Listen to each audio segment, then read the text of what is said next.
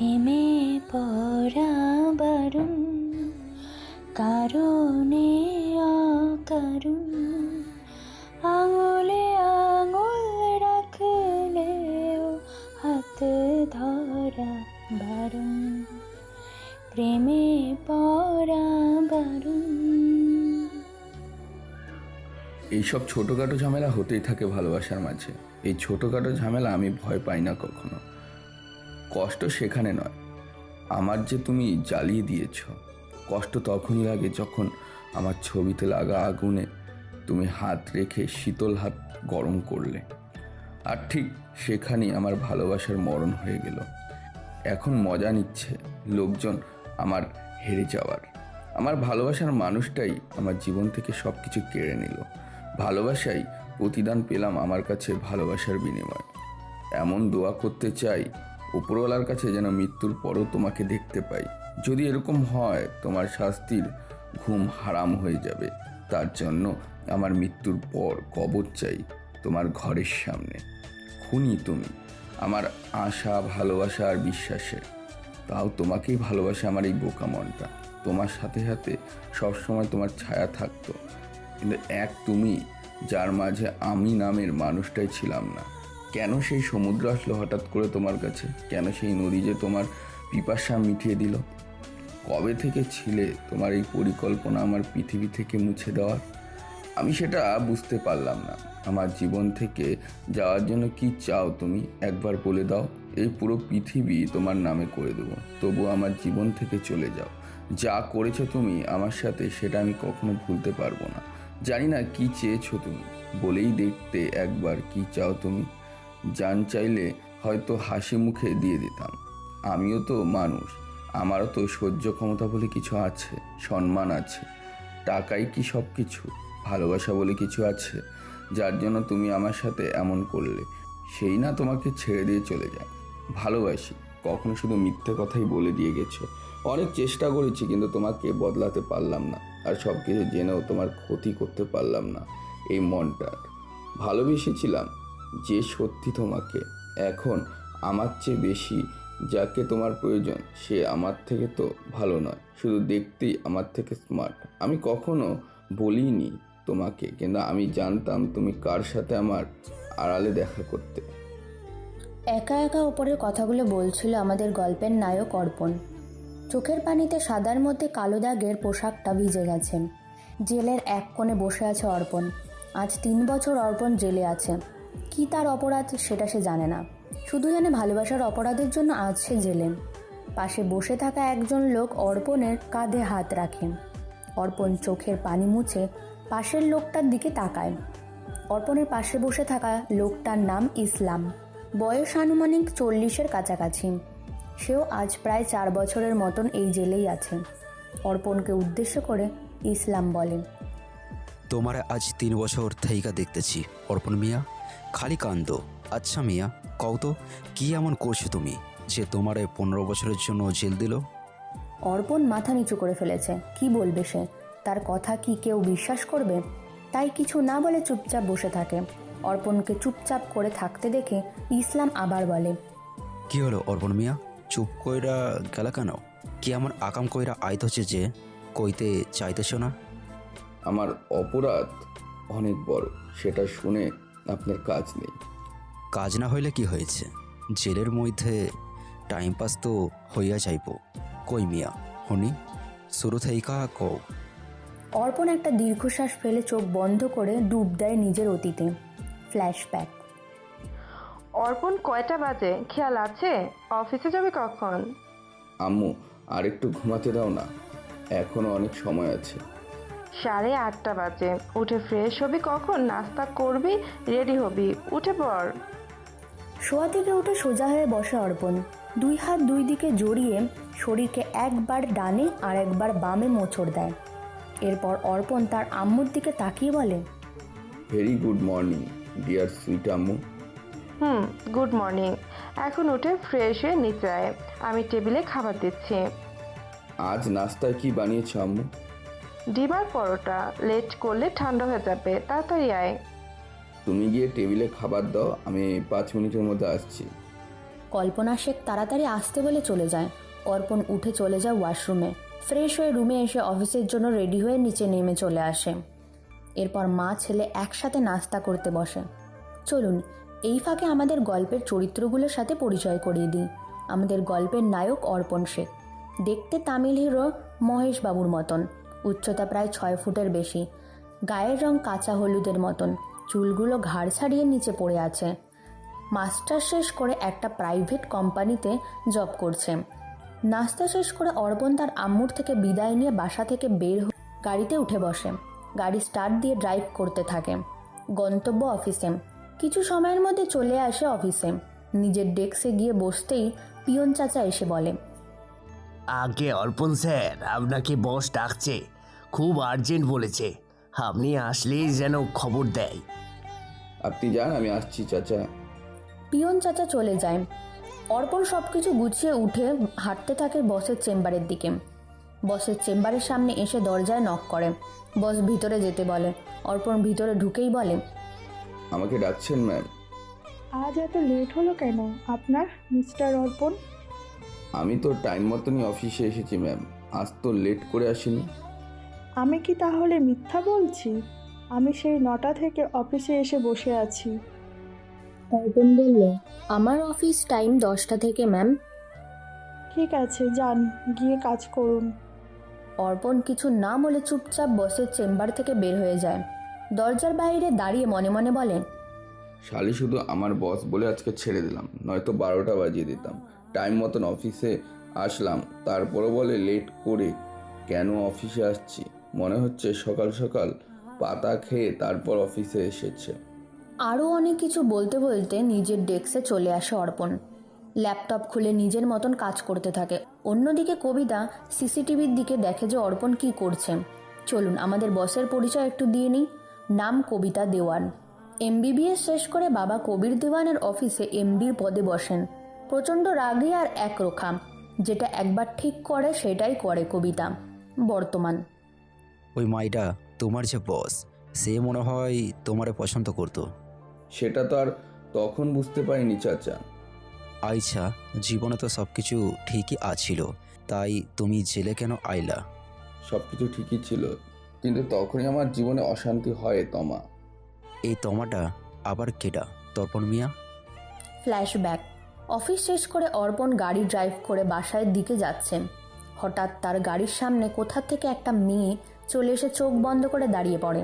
অর্পণ দ্রুত গাড়ি ব্রেক করে। গাড়ি থেকে নেমে অর্পণ মেয়েটাকে উদ্দেশ্য করে বলে, আর ইউ ম্যাট? এভাবে কেউ গাড়ির সামনে এসে দাঁড়ায়? আর একটু হলেই তো অ্যাক্সিডেন্ট হয়ে যেত, তারপর পাবলিক আমাকে পেটাতো। আর কি বলতে যাবে তার আগেই মেয়েটা আধো আধো চোখ খুলে অর্পণের দিকে তাকায়। এতটা সময় মেয়েটার চুলের জন্য অর্পণ মেয়েটার মুখ দেখতে পারছিল না। বাতাসে মেয়েটার খোলা চুলগুলো উড়ছে। কিছু চুল মেয়েটার মুখের ওপর পড়ে আছে। বাতাসে একবার নিচে পড়ছে তো আর একবার মুখের ওপরে আছড়ে পড়ছে। অর্পণ অপলক দৃষ্টিতে তাকিয়ে আছে মেয়েটার দিকে।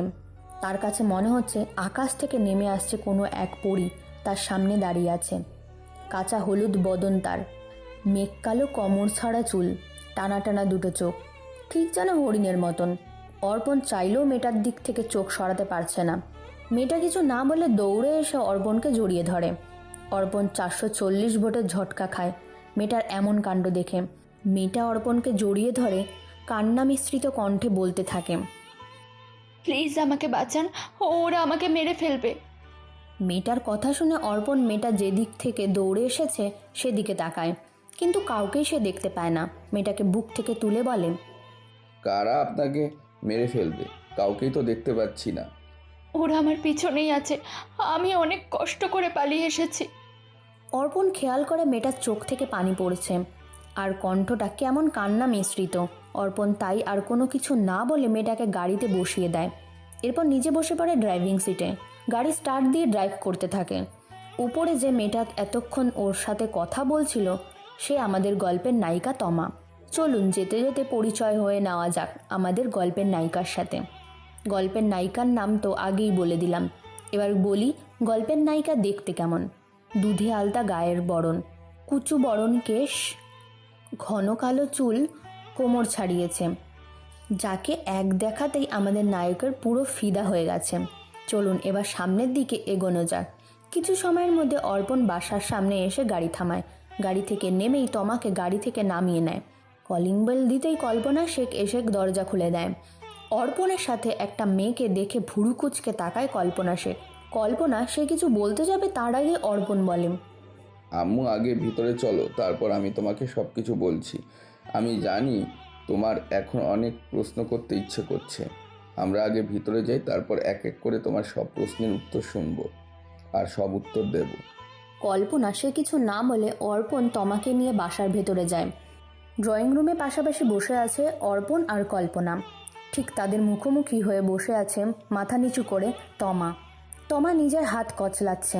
এটা দেখে কল্পনা বলে, এই মেয়ে, তুমি এমন করছো কেন? অর্পণ, এই মেয়ে আর আমার বাসায় কেন? কল্পনা শেখের কথা শুনে তমা হাত কচলাতে বন্ধ করে দেয়। অসহায় দৃষ্টিতে কল্পনা শেখের দিকে তাকায়। অর্পণ শান্ত কণ্ঠে তার আম্মুকে বলে, আম্মু, আমি জানি না এই মেয়েটার নাম কি, বাসা কোথায়, কি করে কিছুই জানি না। আজ অফিস থেকে আসার পথে এরপর অর্পণ তার আম্মুকে সব কিছু বলে। সব শুনে কল্পনা শেখ বলে, একটা মেয়েকে চিনিস না জানিস না ভাবে বাসায় নিয়ে আসার আগে ঠিক হয়েছে? আম্মু, তুমি তো বলো অসহায় মানুষকে সাহায্য করতে হয়। এর মতো অবস্থায় আমি মেয়েটাকে কি করে ফেলে আসি বলো? এরপর যদি মেয়েটার কোনো ক্ষতি হয়ে যেত আর তুমি যদি জানতে পারতে আমি মেয়েটার হেল্প না করে চলে এসেছি, তাহলে তুমি আমাকে ক্ষমা করতে পারতে। ঠিক আছে, এই মেয়ে, কে তুমি? তোমার নাম কি? কোথায় থাকো? জি জি, আমার নাম তো তমা। থাকার মতো আপাতত আমার কোনো জায়গা নেই।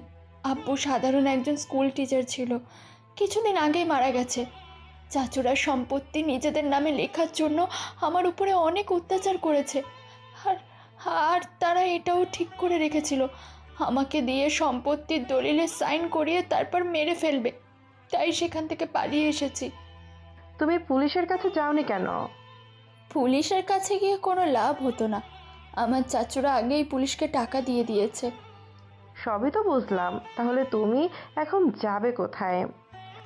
যাওয়ার মতো তেমন কোনো জায়গা নেই।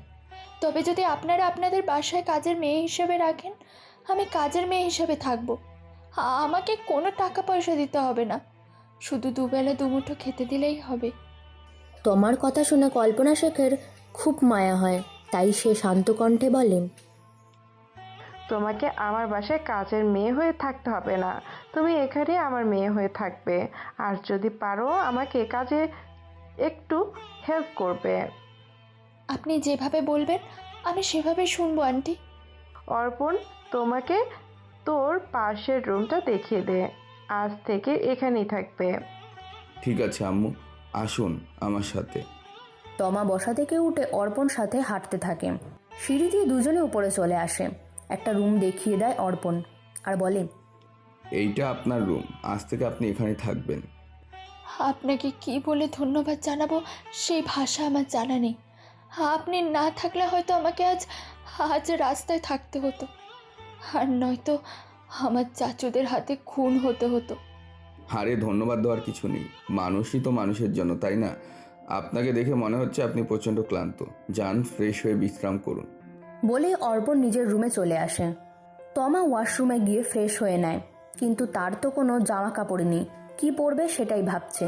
তখনই কল্পনা সে কিছু শাড়ি হাতে তমার কাছে রুমে আসে। তোমার তো এখানে কোনো জামা কাপড় নেই পরার মতো।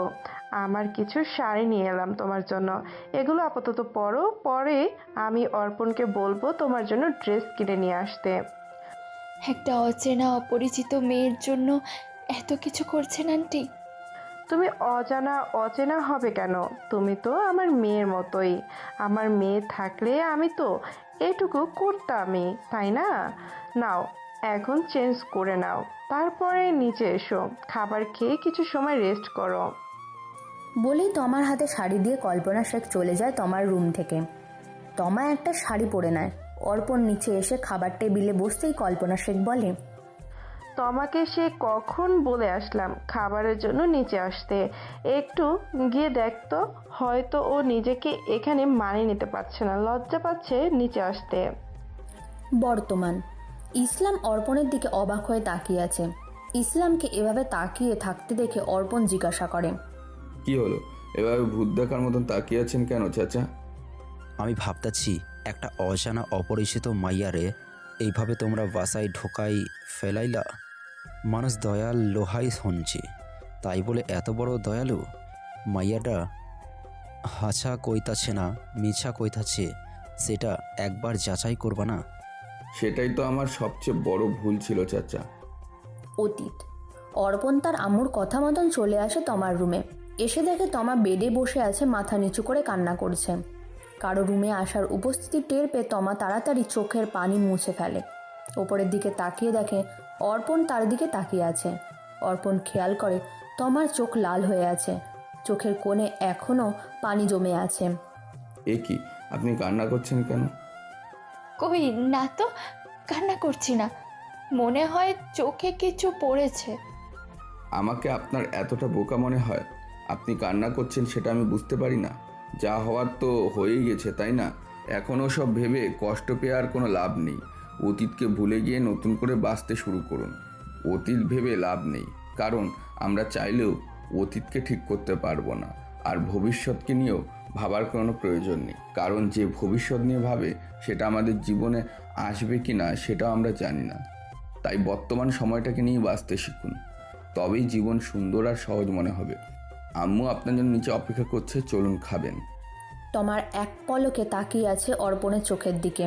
তমাকে এভাবে তাকিয়ে থাকতে দেখে অর্পণ জিজ্ঞাসা করে, এভাবে তাকিয়ে কি দেখছেন? আপনাকে দেখছি, আপনার চিন্তা ভাবনা কত সহজ আর সরল, সেটাই ভাবছি। মানুষে কতটা পার্থক্য সেটাও ভাবছি। আবার যারা আমার আপনজন তারা আমাকে মেরে ফেলার চিন্তা ভাবনা করছে, আর আপনি আমাকে চেনেন না, জানেন না, অথচ আমাকে বাঁচার স্বপ্ন দেখাচ্ছেন। সকল চিন্তা এখন মাথা থেকে ঝেড়ে ফেলে দিন, চলুন খাবেন। তমা আর কিছু না বলে অর্পণের সাথে নিচে চলে আসে। নিচে আসতেই কল্পনা শেখ বলে, এত সময় কি করছিলে মা? লজ্জা পাবার কোনো কারণ নেই তোমার এখানে। এখন থেকে তুমি এটাকে নিজের বাড়ি মনে করবে। এসো, বসো, খাবার খেয়ে নাও। এরপর তিনজনে একসাথে বসে খাবার খেয়ে নেয়। খাওয়া দাওয়া শেষ করে অর্পণ ল্যাপটপ নিয়ে বসে পড়ে। কল্পনা শেখ সব কিছু গোছানো শুরু করে। তমাও কল্পনা শেখের হাতে হাতে কাজ করতে গেলে কল্পনা শেখ বলে, আরে এসব তুমি করছো কেন মা? তুমি গিয়ে বসো, আমি করে নিব। আগে আপনি বললেন না আন্টি, এটাকে নিজের বাসা মনে করতে। নিজের বাসায় নিজে কাজ করলে সমস্যা কোথায়? আমি আপনার হাতে হাতে কাজ করি, দুজন একসাথে করলে তাড়াতাড়ি হয়ে যাবে। কল্পনা শেখ আর কিছু বলে না। এরপর তমা আর কল্পনা সব কিছু গুছিয়ে সোফায় বসে পড়ে। অর্পণ তার আম্মুকে উদ্দেশ্য করে বলে, আম্মু, তুমি আজকেই ভুলে গেছো? একদম খেয়াল ছিল না রে বাবা। তুই বস, আমি এক্ষুনি তোর কফি বানিয়ে আনছি। আপনি বসুন আন্টি, আমি গিয়ে বানিয়ে আনছি। তোমাকে এত কষ্ট করতে হবে না মা, তুমি বসো, আমি যে গিয়ে আনছি। কষ্ট কেন হবে আন্টি? আর আমার এসব অভ্যেস আছে। আপনি বসুন, আমি এক্ষুনি বানিয়ে নিয়ে আসছি। বলেই তমা চলে যায় কফি বানাতে। অর্পণ তাকিয়ে আছে তমার যাওয়ার দিকে।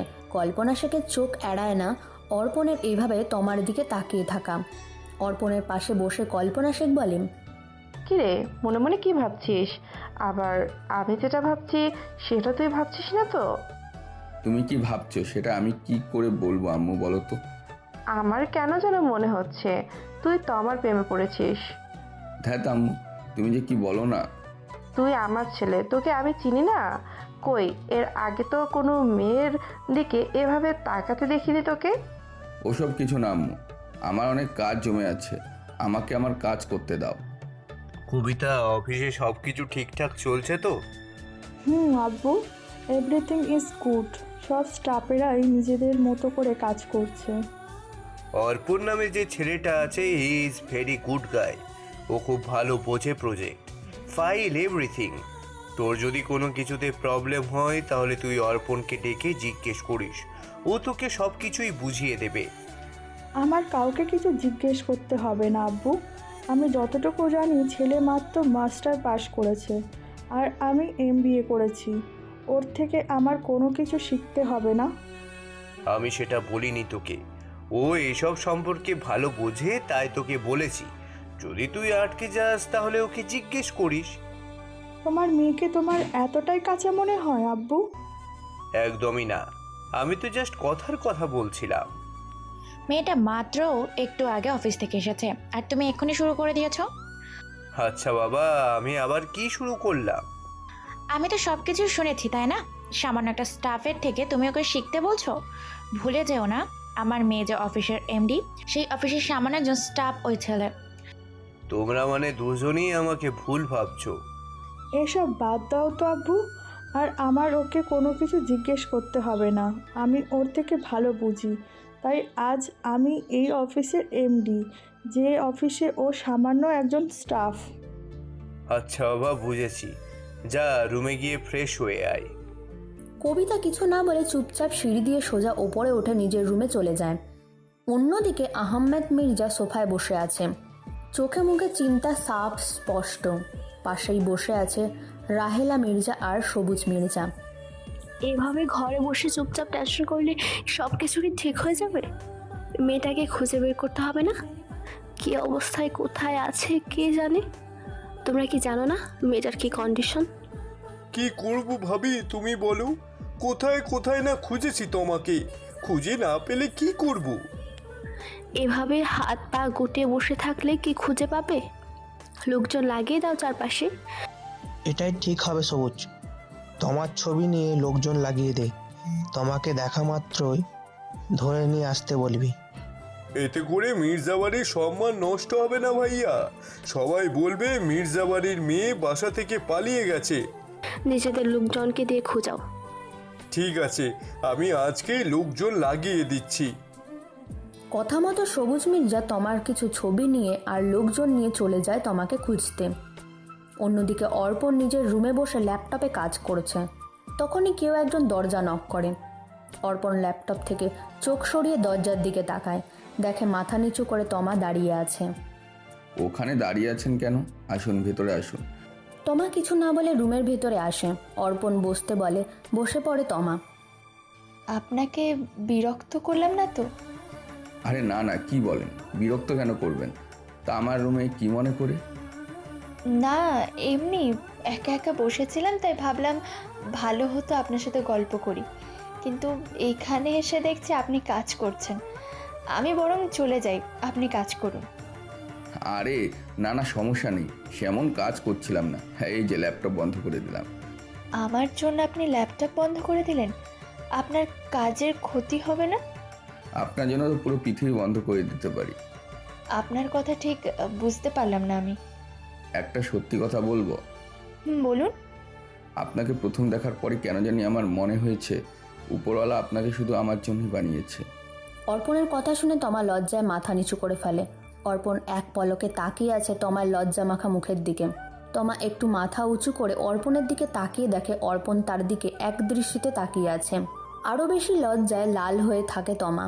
বর্তমান কি হলো, এভাবে হা করে তাকিয়ে আছেন কেন চাচা? তোমার কথা হয় না মিয়া, একটা মাইয়ারে ভালো কইরা চেনো না, জানো না, সোজা প্রপোজ মাইটা দিলা। অর্পণ কিছু বলবে তার আগেই কনস্টেবল দিদার জেলের লোহার তার হাতে থাকা ডান্ডা দিয়ে বাড়ি দেয়। দুজনেই সেই দিকে তাকায়।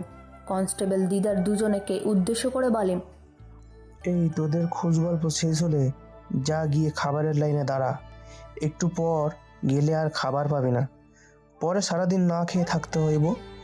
পয়লা দিয়ে গেলাম, মন চাইলে যা, না হলে না খেয়ে থাক। দুজনে কিছু না বলে বসা থেকে উঠে পড়ে। এরপর গিয়ে লাইনে দাঁড়ায় খাবার নেওয়ার জন্য। এক এক করে সবাই খাবার নিয়ে যায়। এরপর ইসলাম আর অর্পণ দুজনে একসাথে খাবার নিয়ে খেতে শুরু করেন। হঠাৎ একটা পরিচিত কণ্ঠ ভেসে আসে অর্পণের কানে। কেমন আছো অর্পণ? আপনারা তো ঠিকই চিনতে পেরেছেন, অর্পণের অফিসের বস কবিতা। অর্পণ মাথা তুলে ওপরের দিকে তাকায়। কবিতাকে দেখে শান্ত কণ্ঠে বলে, ম্যাম, আপনি এখানে? তোমাকে নিয়ে যেতে আসলাম, তোমাকে ছাড়া আমি ভালো নেই অর্পণ। আজ 3টা বছর পর মনে পড়ল আপনার আমার কথা। এই 3 বছর তো একবারও আসেননি আমাকে নিয়ে যাওয়ার জন্য। চেষ্টা করেছিলাম অনেক তোমার কাছে আসার জন্য, কিন্তু আব্বু আম্মু আসতে দেয়নি। আজ তাদের সাথে অনেক ঝামেলা করার পর এসেছি। আপনি আমার জন্য আপনার আব্বু আম্মুর সাথে ঝামেলা করেছেন? তুমি জানো না অর্পণ, আমি তোমাকে কতটা চাই। তোমার জন্য আমি পুরো পৃথিবীর সাথে লড়াই করতে পারি। আপনি চাইলেই কি আমার এখান থেকে নিয়ে যেতে পারবেন? আমার সব কিছুর ব্যবস্থা করা হয়ে গেছে, তুমি চলো আমার সাথে। কবিতার কথা মতো অর্পণ বসা থেকে উঠে দাঁড়ায়। কবিতার পিছনে পিছনে হাঁটতে থাকে। ইসলাম অর্পণের যাওয়ার দিকে তাকিয়ে আছে। এরপর আবির থানার ভেতরে এসে সমস্ত ফর্ম ফিল আপ শেষ করে। কবিতা অর্পণকে নিয়ে চলে যেতে নিলে অর্পণ বলে, আপনি 2 মিনিট অপেক্ষা করুন, আমি এক্ষুনি আসছি। এখন আবার কোথায় যাবে তুমি? একজন মানুষ আছে এখানে, যাকে আমার দুঃখের সময় পাশে পেয়েছিলাম। সেই মানুষটার সাথে 2 মিনিট কথা বলে আসছি। ঠিক আছে, তাড়াতাড়ি যাও আর তাড়াতাড়ি আসো। অর্পণ মাথা নেড়ে চলে যায় জেলের ভেতরে। গিয়ে দেখে ইসলাম মন খারাপ করে এক কোণে বসে আছে। তার বোনকে দেখে ইসলাম বসা থেকে উঠে সামনে আসে। ইসলাম মন খারাপ করে বলে, সত্যি সত্যি চলে যাইতেছ? চাচা, চলে যাচ্ছি। আপনার তো আবার বেশি দিন বাকি নেই যে আপনার সাথে দেখা হবে। আর আপনাকে আমি আমার সাথেই রাখবো। এই কাগজ আমি আমার ঠিকানা লিখে দিয়েছি। জেল থেকে বের হয়ে সোজা এখানে চলে আসবেন। আমারে তুমি ভইলা যাইবা না তো? না চাচা, আপনাকে আমি কখনই ভুলবো না। আমার জন্য ওখানে অপেক্ষা করছে সবাই। আমি যাচ্ছি চাচা। আর আপনি কিন্তু ভুলবেন না, ছাড়া পাওয়ার পরে সোজা আমার কাছে চলে আসবেন। ঠিক আছে। অর্পণ কিছু না বলে সেখান থেকে চলে যায় কবিতার কাছে। এরপর থানা থেকে বের হয়ে অর্পণ কবিতার সাথে গাড়িতে উঠে বসে।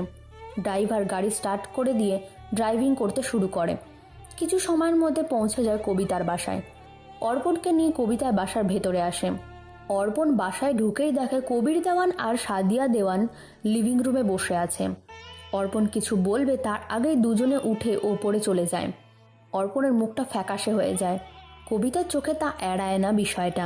অর্পণকে শান্ত কণ্ঠে বলে, সব কিছু ঠিক হয়ে যাবে সময়ের সাথে সাথে। তুমি এখন গিয়ে ফ্রেশ হয়ে নাও, তারপর খাবার খেয়ে রেস্ট করবে। অর্পণ মাথা নেড়ে চলে যায় ওপরে। কবিতা অর্পণকে একটা রুমে দেখিয়ে দিয়ে নিজের রুমে চলে যায়। রাত প্রায় 2টা ছুঁই ছুঁই। অর্পণ নিজের রুমে ব্যালকনিতে দাঁড়িয়ে আছে আকাশ পানে চেয়ে। তো সময় পরে একা একা বলতে থাকে, তোমার চোখের স্বপ্ন রাশি রাশি আছে তমা। আর এসে দেখে যাও আমার চোখে আছে বেদনার জল। ভালোবেসে তোমাকে পেলাম দুঃখ অনেক। ব্যর্থ জীবনটাই এখন শুধু সম্বল। এখন সময়গুলো কেটে যায় শুধু স্মৃতি নিয়ে বুকে। তুমি তো ভালোই আছো অনেক সুখে। কি এমন অপরাধ দিলে তমা? কি জীবন তুমি উপহার দিয়ে গেলে তমা? নির্ঘুম রাত কেটে যায় এখন আমার। দেওনি তো প্রেম তুমি, করে গেছো শুধুই ছলনা। যে ভুল আমার ছিল একই ভুল তো তোমারও ছিল তমা। তাহলে কেন দুজনের ভুলের মাসুল আমাকে একা দিতে হলো? আমি যদি দোষী হই, একই দোষ তোমারও তো ছিল। তাহলে আজ আমি কেন অশ্রু সজল আর তোমার মুখে হাসি? দেখো রাত কতটা নীরব আর স্তব্ধ। সবাই কত সুখে ঘুমাচ্ছে আর আমার চোখে ঘুম নেই। জীবন নিয়ে অনেক কঠিন সময় পার করেছি, কিন্তু আমার জীবন তো এত কঠিন হওয়ার কথা ছিল না। মাঝে মাঝে জীবন নিয়ে অনেক আফসোস হয় আমার জীবন তো এমনটা হওয়ার কথা ছিল না। হারাতে হারাতে সব কিছু হারিয়ে ফেলেছি। এখন আর কিছু নতুন করে হারানো নেই। এখন নিজে হারিয়ে গেলেই গল্প শেষ। পৃথিবীতে সবচেয়ে সুখী মানুষ হলো একমাত্র পাগল। না আছে সুখ আর না আছে দুঃখ। নিজেও ঠকে না আর কাউকে ঠকায়ও না। না আছে হিংসা, না আছে শত্রু। ছোটবেলায় কষ্ট পেলে জোরে জোরে শ্বাস করে কান্না করতাম, যাতে করে মানুষ শুনতে পায়। আর বড় হওয়ার পর কষ্ট পেলে লুকিয়ে লুকিয়ে কান্না করি, যাতে কেউ শুনতে না পায়। কি আজব এক জীবন আমাদের। কথাগুলো বলতে বলতে কখন যে অর্পণের চোখ থেকে গাল গড়িয়ে পানি পড়ছে অর্পণ বুঝতেই পারেনি। চোখের পানি মুছে নেয়। হঠাৎ কাঁধে কারো স্পর্শ পেয়ে পেছনের দিকে ঘুরে তাকায়। কবিতা দাঁড়িয়ে আছে তার ঠিক পেছনে। এত রাতে কবিতাকে তার রুমে দেখে একটুও অবাক হয়নি অর্পণ। আপনি এত রাতে এখানে? তুমি ঘুমিয়ে আছো কি না দেখতে এসেছিলাম, কিন্তু এসে দেখি তুমি রুমে নেই। ব্যালকনিতে এসে দেখি তুমি দাঁড়িয়ে আছো। এত রাত হয়ে গেছে, ঘুমাওনি কেন এখনো? অনেকদিন পর খোলা আকাশের নিচে আসলাম তো, তাই একটু প্রাণ ভরে উপভোগ করছিলাম। তা আপনি এখানে ঘুমিয়েননি যে? ওই যে বললাম না তোমাকে দেখার জন্য আসছিলাম, ঘুমিয়েছো কি না? ও আচ্ছা, এখনই ঘুমিয়ে পড়বো, আপনিও গিয়ে ঘুমিয়ে পড়ুন। ঠিক আছে, এখনই ঘুমিয়ে পড়ো। আর কাল সকালে তোমার সাথে কিছু ইম্পর্টেন্ট কথা আছে আমার। ঠিক আছে। কবিতা আর কিছু না বলে অর্পণের রুম থেকে বের হয়ে সোজা নিজের রুমে চলে যায়। ওর রুমে এসে শুয়ে পড়ে। পরের দিন সকাল 10টায় কবির দেওয়ান আর সাদিয়া দেওয়ান বসে আছে পাশাপাশি। অর্পণ এক কোণে দাঁড়িয়ে আছে। কবিতা তার আব্বু আম্মুর মুখোমুখি হয়ে বসে আছে। তোমার কি এমন ইম্পর্টেন্ট কথা আছে যার জন্য আমাকে ডাকলে? যা বলবে তাড়াতাড়ি বলো। অবশ্য তোমার তো আর আমাদের থেকে পারমিশন আবার কোনো প্রয়োজন নেই। তোমার যেটা ইচ্ছে হবে তুমি সেটা আমাদের ঘাড়ে জোর করে চাপিয়ে দিবে। তোমরা আমার সাথে এভাবে কেন কথা বলছো আব্বু আম্মু?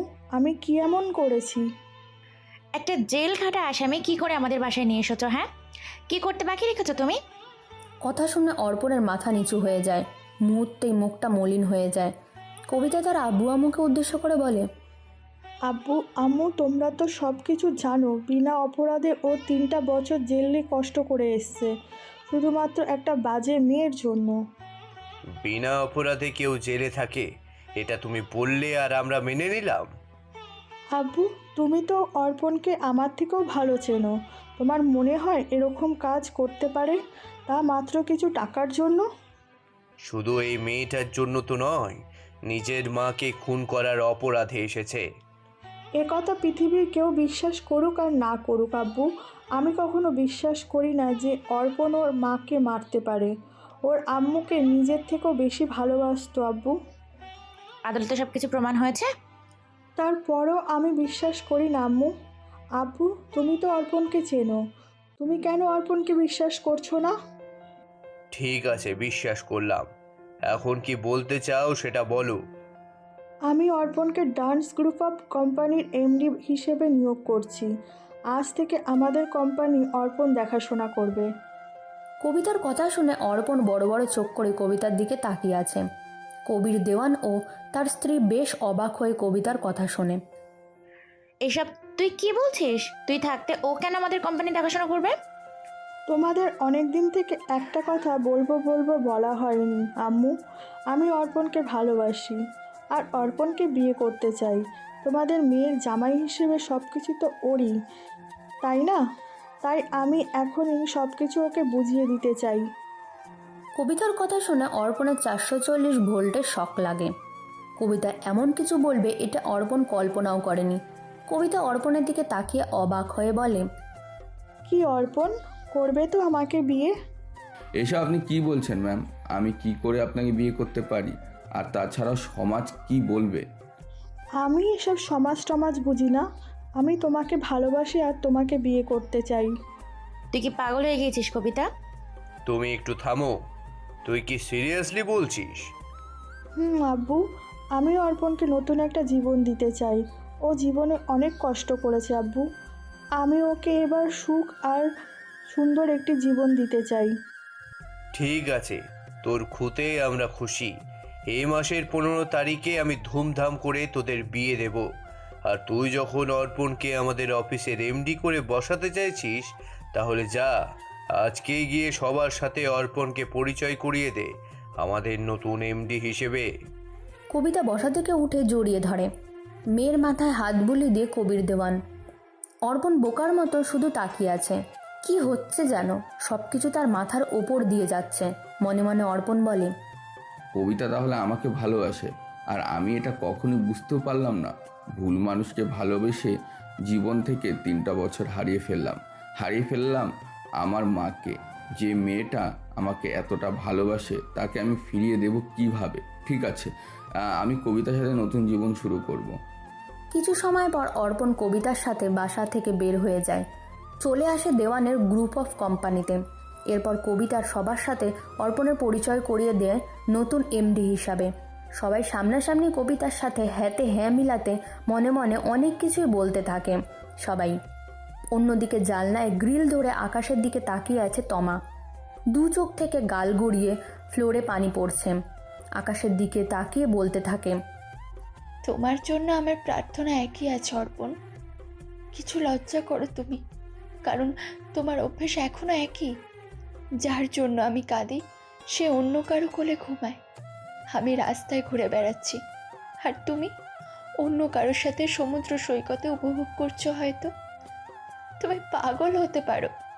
এখানে কখনো এসো না আমার কাছে। আমি বেঁচে থাকতে তোমায় আরও কাছে চেয়েছিলাম, জীবন্ত তোমার কাছে গিয়েছিলাম, আর আর এখন দেখো আমি মরে ফিরে এসেছি। তুমি অন্য কারো হাতের আঙুল বা চুল নিয়ে খেলবে। তুমি যে এখন অপরিচিতদের সাথে খুব ব্যস্ত।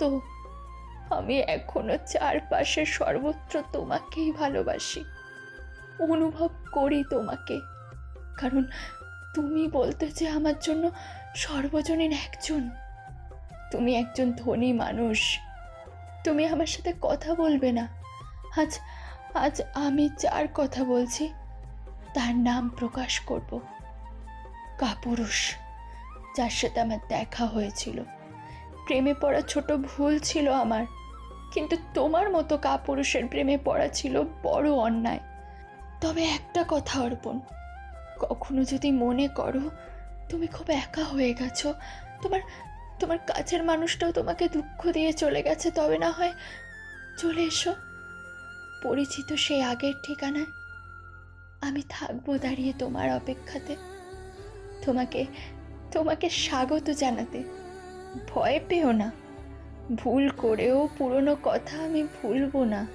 কি ছিল অপরাধ সেটাই ভাবছি। কি ভুল ছিল তোমার? আবার নতুন করে জীবন সাজাবো দুজনে। আমাদের ভেঙে যাওয়া মন আবার জোড়া লাগাবো ভালোবাসা দিয়ে। আঘাতের সমস্ত দাগ মুছে দেব সুখের ছোঁয়ায়। কথাগুলো বলতে বলতে শব্দ করে কান্না করতে থাকে তমা। অন্যদিকে ড্রয়িং রুমে বসে আছে মির্জা বাড়ির সবাই। আমি মেয়েটাকে আর এভাবে দেখতে পারছি না। কান্না করতে করতে কি অবস্থা করেছে নিজের।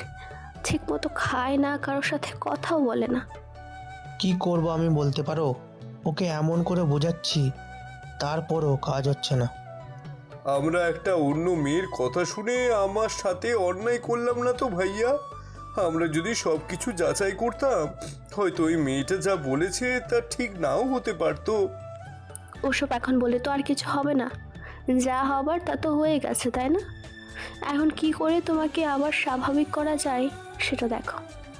তোমাকে আমরা বিয়ে দিলে কেমন হয় ভাবি? হয়তো বিয়ে হয়ে গেলেও সব কিছু ভুলে আবার নতুন করে স্বাভাবিকভাবে জীবন শুরু করবে। তাহলে তো আমার সাথে সেটা নিয়ে কথা তো বলতেই হবে না? ও কারোর সাথে কথা বলতে চাইলে তো বলবো, সারাক্ষণ রুমের দরজা বন্ধ করে কান্নাকাটি করছে। এভাবে চলতে থাকলে ওকে আমরা পৌঁছাতে পারবো না ভাইয়া। অনেক কষ্টে ও স্বাভাবিক হয়েছিল। আমরা তো ভয় করছে আবার না সেই আগের মতো হয়ে যায় সব কিছু। সেজন্য আমি তোমাদেরকে বলছি, ও আবার আগের মতো হয়ে যাওয়ার আগে ওকে একটা ভালো ছেলে দেখে বিয়ে দিয়ে দাও।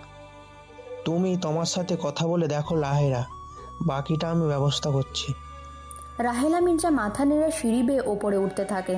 তমার রুমের সামনে এসে দরজায় নক করে। তমা রেগে গিয়ে বলে, কি চাই তোমাদের আমার কাছে?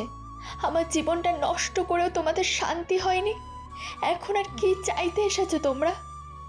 তমা মা, দরজাটা খুল, তোর সাথে কিছু বলতে এসেছি।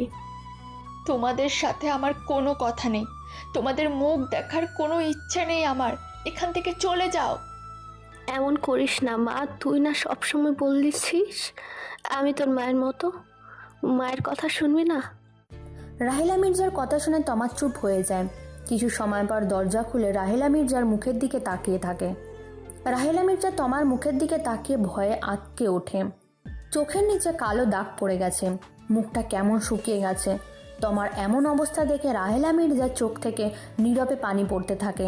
কান্না করতে করতে রাহেলা মির্জা বলে, কি করেছিস তুই নিজেরই? কেন নিজেকে এভাবে শাস্তি দিচ্ছিস তুই? এই কথাটা কেন আগে চিন্তা করলে না কাকি? কেন তোমরা অর্পণের থেকে আমাকে আলাদা করে দিলে? তুই এরকম থাকলে আমরা কি ভালো থাকবো? তুই তো সবই জানিস রে মা, এই ছেলেটা ভালো না। আমরা তো তোর ভালোর জন্যই এটা করছি। না কাকি, তোমরা অর্পণকে চেনো না, তাই অর্পণের সম্পর্কে এসব বলছো। আমি একটা মাস ওর সাথে ছিলাম, আমি দেখেছি ও কেমন। তোর তখন মানসিক অবস্থা ভালো ছিল না, আর তুই ছোট মানুষ, সেই মানুষ চিনতে ভুল করে ফেলেছিস। না কাকি, আমি মানুষ চিনতে ভুল করিনি। তাহলে কোর্টে সেদিন কোনো সাক্ষী দিল না কেন? বলেছিলি যে ওই ছেলেটা ওর মাকে মেরেছে। আমি জানি না কাকি, আমার কিছুই মনে পড়ছে না কেন আমি সেদিন এই কথা বলেছিলাম। কত চেষ্টা করলাম মনে করার জন্য, কিন্তু কিন্তু কিছুই মনে পড়ে না। আচ্ছা, এখন এসব নিয়ে তোকে ভাবতে হবে না, যা তুই গিয়ে ফ্রেশ হয়ে আয়, আমি তোর জন্য খাবার নিয়ে আসছি। আমি কিছু খাবো না কাকি। তুই আমাকে মা বলিস, মায়ের কথা শুনবি না? ঠিক আছে কাকি, তুমি যা বলবে তাই শুন। রাহেলা মির্জা চলে যায় তমার জন্য খাবার আনতে, আর তমা চলে যায় ফ্রেশ হওয়ার জন্য। রাত 9টা এখন। কবিতা অর্পণের বুকে মাথা রেখে বসে আছে। অর্পণের বিরক্ত লাগছে, কিন্তু কিছু বলতে পারছে না। আজকের দিনটার জন্য আমি কত অপেক্ষা করেছি জানো। আব্বুর অফিসে যেদিন প্রথম গিয়েছিলাম তোমাকে দেখলাম, সেদিন আমি তোমাকে ভালোবেসে ফেলেছি অর্পণ। অনেকবার বলার চেষ্টা করেছি তোমাকে, আচ্ছা আমি তোমাকে ভালোবাসি, কিন্তু কখনো বলা হয়ে ওঠেনি। যখন ঠিক করলাম তোমাকে ভালোবাসি বলবো, তখনই একটা দুর্ঘটনা ঘটে গেল আমাদের জীবনে, আর বলাই হয়ে উঠলো না। ফাইনালি আজ তোমাকে আপন করে পেলাম, আর কিছুদিন পর আমি তোমার হুর হব, সারা জীবনের জন্য তোমার হয়ে যাব আমি। এখন যদি আমাদের এভাবে দেখা, তাহলে কি মনে করবে? বিয়ের আগে এতটা ক্লোজ হওয়া ঠিক হবে না। আর মাত্র কয়েকটা দিন বাকি, তারপরে আমাদের বিয়ে হয়ে যাবে। আর আমি এখন তোমার কাছাকাছি আসলে সে কি বলবে? আমার তো ইচ্ছে করছে আমি তোমার সাথে মিশে যাই। এতটা পাগল হওয়ার কিছুই নেই। যখন বিয়ে হবে তখন এমনিতে আমরা আরও কাছাকাছি আসবো, আর বিয়ের আগে এসব আমার পছন্দ না। এই জন্যই তোমাকে আমি এতটা ভালোবাসি। আচ্ছা ঠিক আছে, আমি যাচ্ছি এখন, অনেক রাত হয়ে গেছে, যাও গিয়ে শুয়ে পড়ো, একদম রাত জাগবে না কিন্তু। বলে কবিতা ওর অর্পণের বুক থেকে উঠে চলে যায় নিজের রুমে। অর্পণ ব্যালকনিতে এসে আকাশের দিকে তাকায়, এরপর পকেট থেকে একটা সিগারেট বের করে জ্বালিয়ে দেয়। আকাশের দিকে তাকিয়ে সিগারেটের ধোঁয়া আকাশে উড়িয়ে দেয়, আর একা একা বলতে থাকে, everything was a line, your smile and make me smile. You are be careful, I still can not make up my mind. Why don't you came back after leaving? I will came. Why don't you came? That your promise? Why don't you keep that word? I will came. Why don't you came?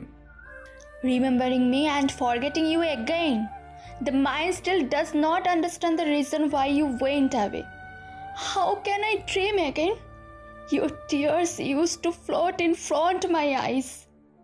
My father is not broken. Do I ever change for you? The world of the worlds do not came true. Silence the people of this society. Why did not you come after you left? You said you will come back. Why don't you come back to me even with a promise? ভেঙে যাওয়ার মন কিভাবে জুড়তে হয় সেটা একবার বলে দাও তো আমা। বেঁচে থাকার জন্য একটা কারণ বলে দিয়ে যাও আমাকে। এভাবে আমাকে চোখের আড়াল করে চলে যেও না অর্পণ। এই চোখের সাথে একবার তোমার চোখ রেখে যাও, কোনো কথা তো দিয়ে যাও, নয়তো কোনো কিছুর জন্য দোয়া তো করে যাও। আমার জন্য একটু তোমার মনে জায়গা রেখো অর্পণ। আমার মনটা জোড়া যে আজও শুধু তুমি আছো। তোমার খুশির জন্য নিজের চোখের পানি সবার থেকে আড়াল করে নেব তোমা। যদি পৃথিবীর মানুষের কারণ জানতে চায়, কোনো না কোনো বাহানা বানিয়ে নেব ঠিক আমি। যা চাও তুমি তাই পাও, এটাই আমার দোয়া। যতদিন না মরে যাই ততদিন তোমার জন্য অপেক্ষা করে যাব। ভাগ্য তোমার আর আমার একসাথে পথ চলা হয়তো এই পর্যন্তই ছিল। এটাই শুধু বলার ছিল তোমাকে, একবার দেখা হলে।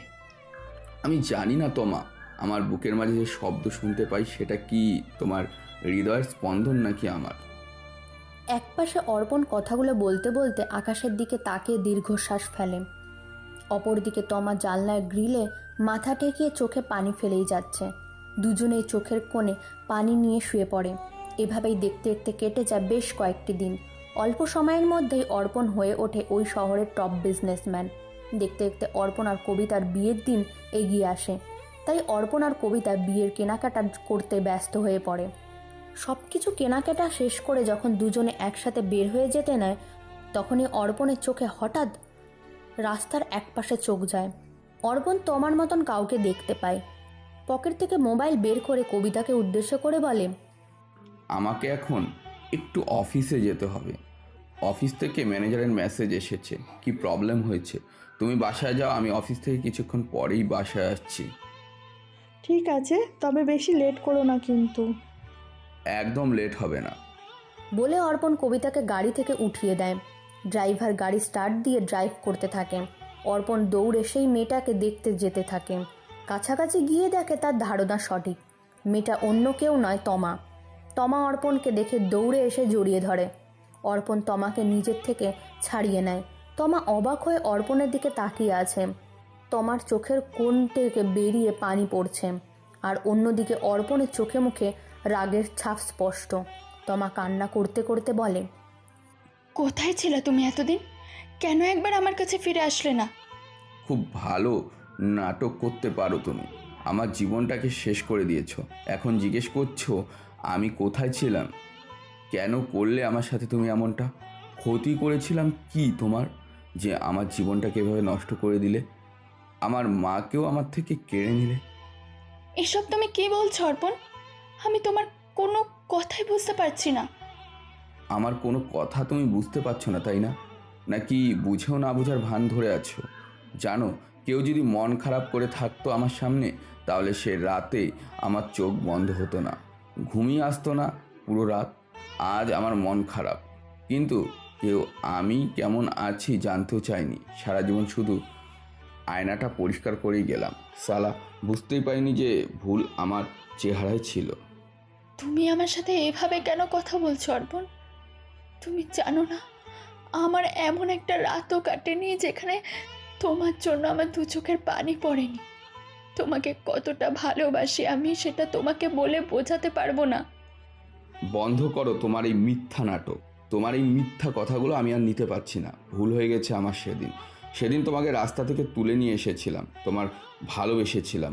তোমাকে ভালোবেসে আমি আমার মাকে হারিয়ে ফেলেছি আমার জীবনের 3টা বছর, যে 3টা বছর আমার জেলে কাটছে তোমার মিথ্যা সাক্ষীতে। ওর বোনের কথা শুনে তমা চোখ বন্ধ করে ফেলে। কিছু সময় পর চোখ খুলে বলে, আমার আমার সব মনে পড়েছে অর্পণ। আমাকে সেদিন বাধ্য করা হয়েছিল তোমার বিরুদ্ধে সাক্ষী দেওয়ার জন্য। আর কত মিথ্যা বলবে তুমি আমাকে? তুমি বলেছো তোমার চাচারা নাকি তোমাকে মেরে ফেলতে চায় তোমার বাবা রেখে যাওয়া সম্পত্তির জন্য, যে ছিল তোমার সম্পূর্ণ মিথ্যা কথা। বাসা থেকে পালিয়ে এসেছো তুমি কিসের জন্য? কেন এতগুলো মিথ্যা কথা বললে তুমি আমাকে?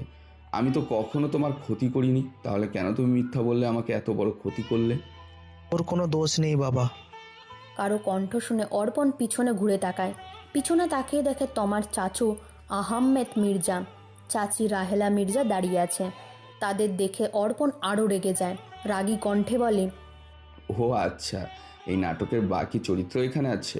পুরো পরিবার সিনেমা বা নাটকের অংশ নিতে পারেন। অস্কার আপনারাই পাবেন নিশ্চিত। নিখুঁত অভিনয় করেছেন আপনারা আমার সাথে। আমরা কিছুই করিনি বাবা, আমাদের যেমনটা বোঝানো হয়েছিল আমরা তেমনটাই করেছি। আপনাদের বোঝানো হয়েছিল মানে? হ্যাঁ বাবা, এটাই সত্যি। আমরা তোমার থেকে সব শুনেছি তোমার সম্পর্কে, আর আমরা আমাদের ভুলও বুঝতে পেরেছি। এসো কোথাও বসে কথা বলি আমরা, এখানে দাঁড়িয়ে এত কথা বলা যাবে না। অর্পণ সবার সাথে একটু রেস্টুরেন্টে গিয়ে বসে। এরপর রাহেলা মির্জা বলতে শুরু করে, আসলে তমা তখন বাসা থেকে চলে যায়। তখন ওর মানসিক ভারসাম্য ঠিক ছিল না। ওর আগের কোনো কথাই মনে ছিল না। সিনেমায় যা দেখতো তাই সত্যি মনে করতো। একদিন সিনেমায় দেখেছে এক ভাই আরেক ভাইকে সম্পত্তির জন্য মেরে ফেলেছে, আর সে থেকে ও ওর চাচুদের ও বাবা মায়ের খুনি মনে করতো। আর তাই ও ভেবেছিল ওকে ওর চাচুরা মেরে ফেলবে, তাই বাসা থেকে পালিয়ে যায়। এরপর যখন ওকে পেলাম আর তোমার সম্পর্কে জানলাম, তখন একটা মেয়ে এসে বলল তোমার চরিত্রের ঠিক নেই, টাকার জন্য বড়লোক মেয়েদের প্রেমের জালে ফাঁসিয়ে তাদের সর্বনাশ করো। আর তাই আমরা তোমাকে তোমার থেকে নিয়ে আসি। কিন্তু তোমার থেকে আসার পর তোমার ভালো নেই বাবা, সারাক্ষণ তোমার কথা বলে। ও আবার আগের মতো স্বাভাবিক তো হয়ে ওঠে, কিন্তু ওর মনে থেকে যায় শুধু একজনের স্মৃতি, আর সেটা হলে তুমি। এরপর আমরা তোমার থেকে সব কিছু শুনি তোমার সম্পর্কে। এরপর রাহেলা মির্জা অর্পণকে সব কিছু বলতে শুরু করে। ফ্ল্যাশব্যাক। তমা রাহেলা মির্জাকে জড়িয়ে ধরে কান্না করছে। রাহেলা মির্জা তমার কান্নার থেকে পাগল হবার মতন অবস্থা। তুই একটা বাজে ছেলের জন্য কেন কান্না করছিস রে মা? নিজের চেহারাটা কি করেছিস তুই দেখেছিস? অর্পণ বাজে ছেলে না, ও খুব ভালো। আমি ওকে খুব কাছ থেকে দেখেছি। জানতে চাও অর্পণ কতটা ভালো? শোনো তাহলে। এরপর তমা রাহেলা মির্জাকে সব কিছু বলতে শুরু করে। ফ্ল্যাশব্যাক। অর্পণ তমাকে চুপ করে থাকতে দেখে অবাক হয়ে বলে, কি হলো, তোমরা চুপ করে আছো? কি বলবো আমি? আমি আপনাকে কি বলছি আপনি বুঝতে পারেননি? বুঝতে পারবো না কেন, কিন্তু কি বলবো সেটা বুঝতে পারছি না। আমাকে কি তোমার পছন্দ না? তোমাকে প্রথম দেখার পরই এই মন তোমার জন্য কতটা ভালোবাসা জমা হয়ে গেছে তোমাকে বলে বোঝাতে পারবো না আমি। যদি আমি মিথ্যা বলি তাহলে আমার নিঃশ্বাস যেন বন্ধ হয়ে যায়। যেমন করে সকল অতীত পাখির সময় হয়ে গেলে উড়ে যায়, তেমনই ভালোবাসা মন ভরে গেলে সব প্রেমিকরাই চলে যায়। শুধু একবার ভালোবেসে দেখো, দুটি মন যখন জোড়া লেগে যায়, দেখো তুমি শুধু কি হয়। খোদার কসম করে সত্যি বলো, তুমি কি আমাকে সত্যি ভালোবাসো? উপরওয়ালার নামে শপথ করে বলছি তমা, আমি তোমাকে সত্যি খুব ভালোবাসি।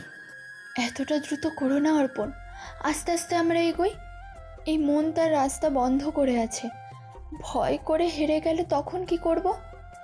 ভালোবাসার বাজারে তার জন্য কোনো জায়গা নেই। যে চিন্তা করে কেনাকাটা দামি আর কেনাকাটা সস্তা, সেই চিন্তা আমি করি না অর্পণ।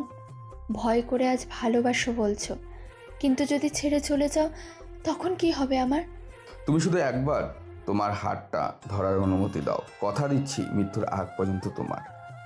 তমা কিছু না বলে অর্পণকে শক্ত করে জড়িয়ে ধরে। ও তমাকে নিজের বুকে জড়িয়ে ধরে নেয়। শুরু হয় দুজনের ভালোবাসার নতুন এক অধ্যায়। পরের দিন সকাল 10টা, নাস্তা করে বসে আছে অর্পণ, তার আম্মু আর তমা। আজ শুক্রবার, তাই অর্পণের অফিস বন্ধ। অর্পণ তার আম্মুকে উদ্দেশ্য করে বলে, আম্মু, তোমার সাথে কিছু কথা ছিল আমার। বল, কি বলবে? আমি তোমাকে বিয়ে করতে চাই আম্মু। অর্পণের কথা শুনে কল্পনা শেখ অবাক হয়ে একবার অর্পণের দিকে তাকায় তো একবার তমার দিকে তাকায়। তমা লজ্জা পেয়ে মাথা নিচু করে আছে। কল্পনা শেখ মাথা ঝাঁকি দিয়ে তমাকে উদ্দেশ্য করে বলে, তোমার মা কখন যা বলছে তোরা কি একই কথা? তমা কিছু না বলে মাথা উপর নিচ করে সম্মতি জানায়।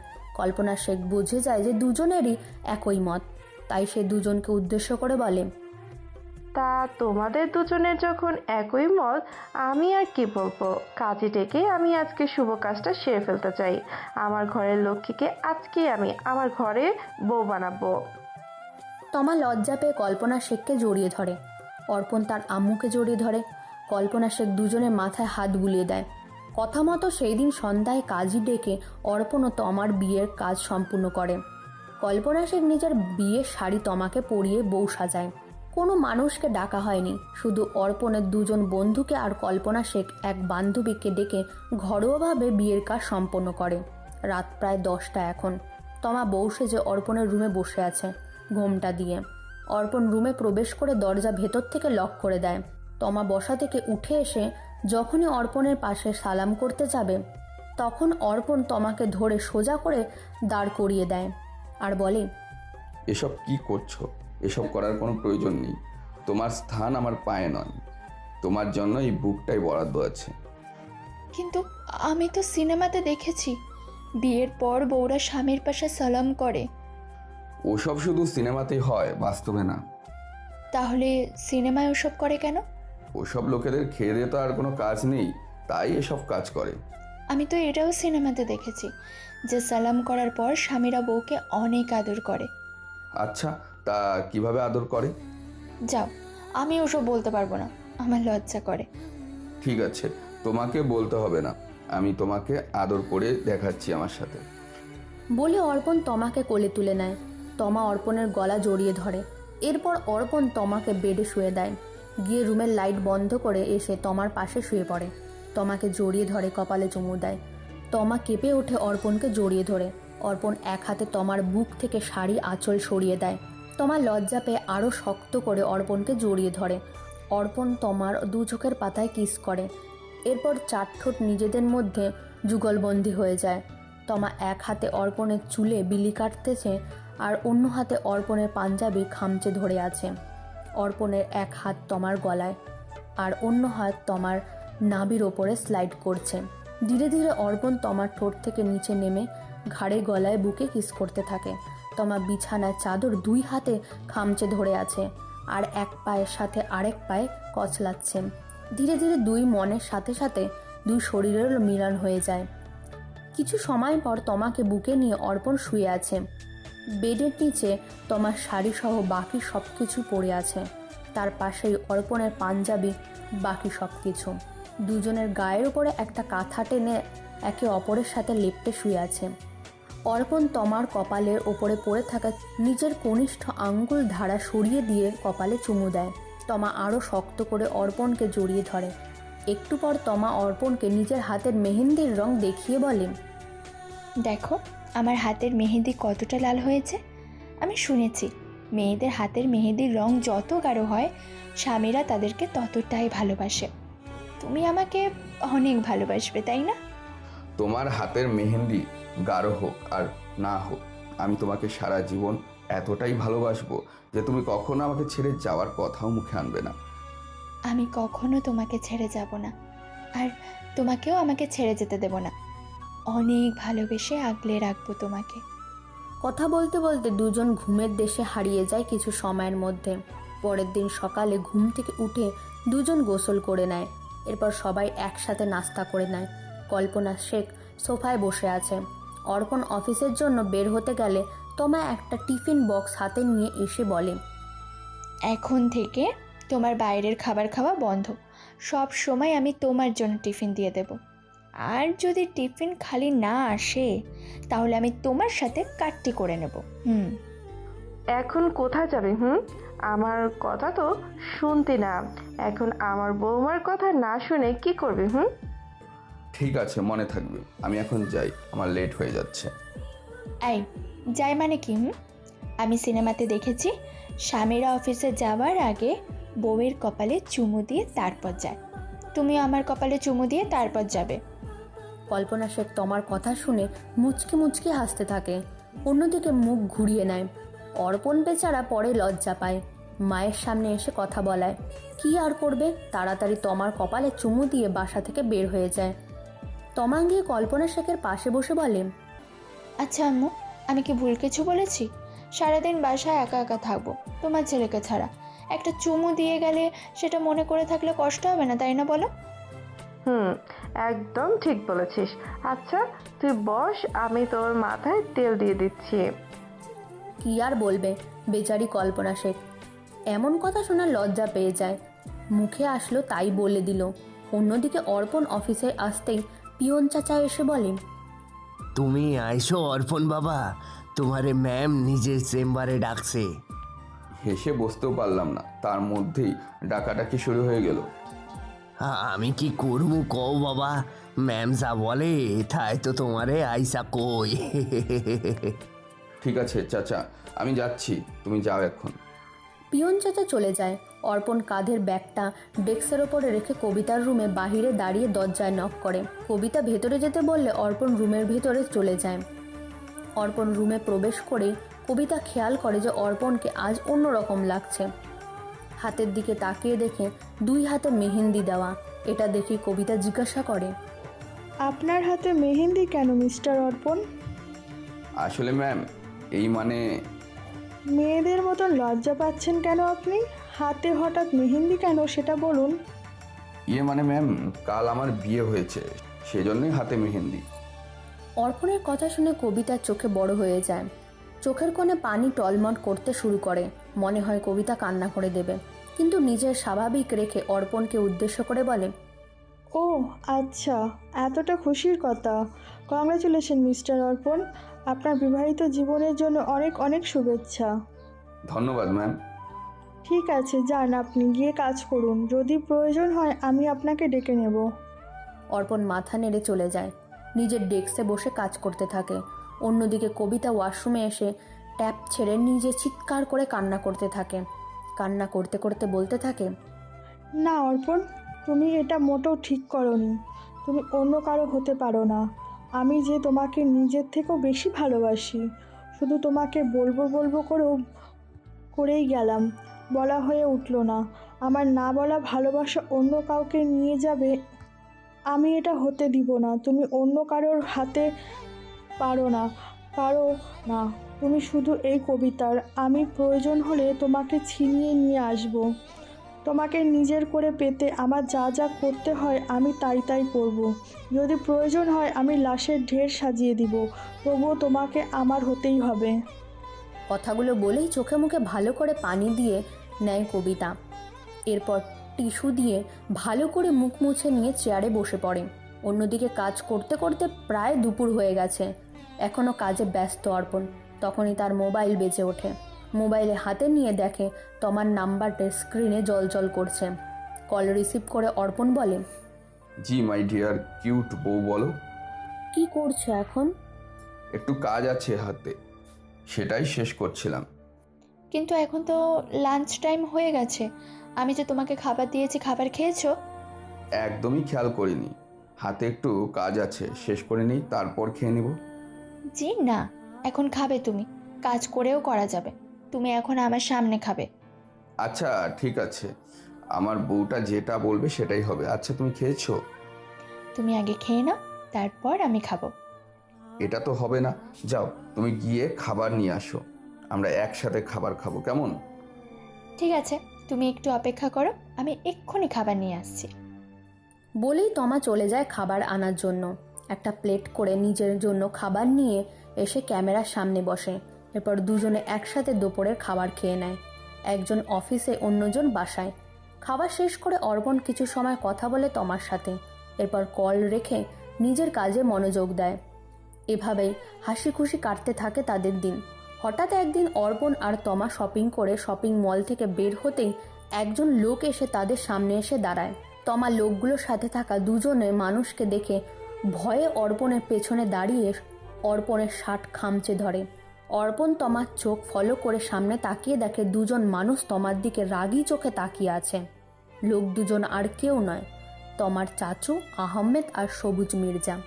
তোকে আমরা কোথায় কোথায় না খুঁজেছি, আর তুই আমাদেরকে ভুলে একটা বাজে ছেলের সাথে ঘুরে বেড়াচ্ছি। এত কথা না বলে গিয়ে তোমাকে নিয়ে আয়, আর যদি কেউ বাধা দেয় তাহলে তার লাশ ফেলে দে। তমা, এরা কারা আর তুমি এত ভয় পাচ্ছ কেন? আমার চাচ্চু এরাই আমার আব্বু আম্মুকে মেরে ফেলেছে। অর্পণের আর বোঝার বাকি নেই। অর্পণ তমাকে ধরে একপাশে দাঁড় করিয়ে দিয়ে বলে, ভয় পাওয়ার কিছুই নেই তমা, তুমি এখানে দাঁড়াও, আমি ওদের দেখছি। তুমি জানো না ওরা খুব খারাপ। ওরা তোমাকে আমার থেকে কেড়ে নেবে। এই পৃথিবীর কারো সাধ্য নেই যে অর্পণের বুক থেকে তমাকে কেড়ে নেবে। বলেই অর্পণ এগিয়ে যেতে থাকে। সবুজ মির্জা তমার দিকে এগোতে গেলে অর্পণ সবুজ মির্জার হাত ধরে ফেলে। সবুজ মির্জা অর্পণকে মারতে গেলে অর্পণ সবুজ মির্জার হাত ধরে তার বুকে বরাবর ঘুষি দেয়। সাথে সাথে সবুজ মির্জা মাটিতে পড়ে যায়। আহমেদ মির্জা তার লোকগুলোকে এগিয়ে যেতে ইশারা করলেই সবাই একসাথে এগিয়ে যায়। অর্পণ এক এক করে সবাইকে মেরে মাটিতে শুইয়ে দেয়। হঠাৎ কেউ অর্পণের মাথার পেছনে আঘাত করে। তমা অর্পণ বলে চিৎকার করে সেন্সলেস হয়ে মাটিতে পড়ে যায়। অর্পণ পিছনে ঘুরে তাকায়, চোখ ঝাপসা হয়ে গেছে। কে তার মাথায় আঘাত করেছে তার মুখটাও দেখতে পারছে না, তবে এতটুকু বুঝতে পেরেছে এটা একটা মেয়ে ছিল। আহমেদ মির্জা তমাকে কোলে করে নিয়ে তার লোকজন সহ সেখান থেকে চলে যায়। অর্পণ মাটিতে লুটিয়ে পড়ে।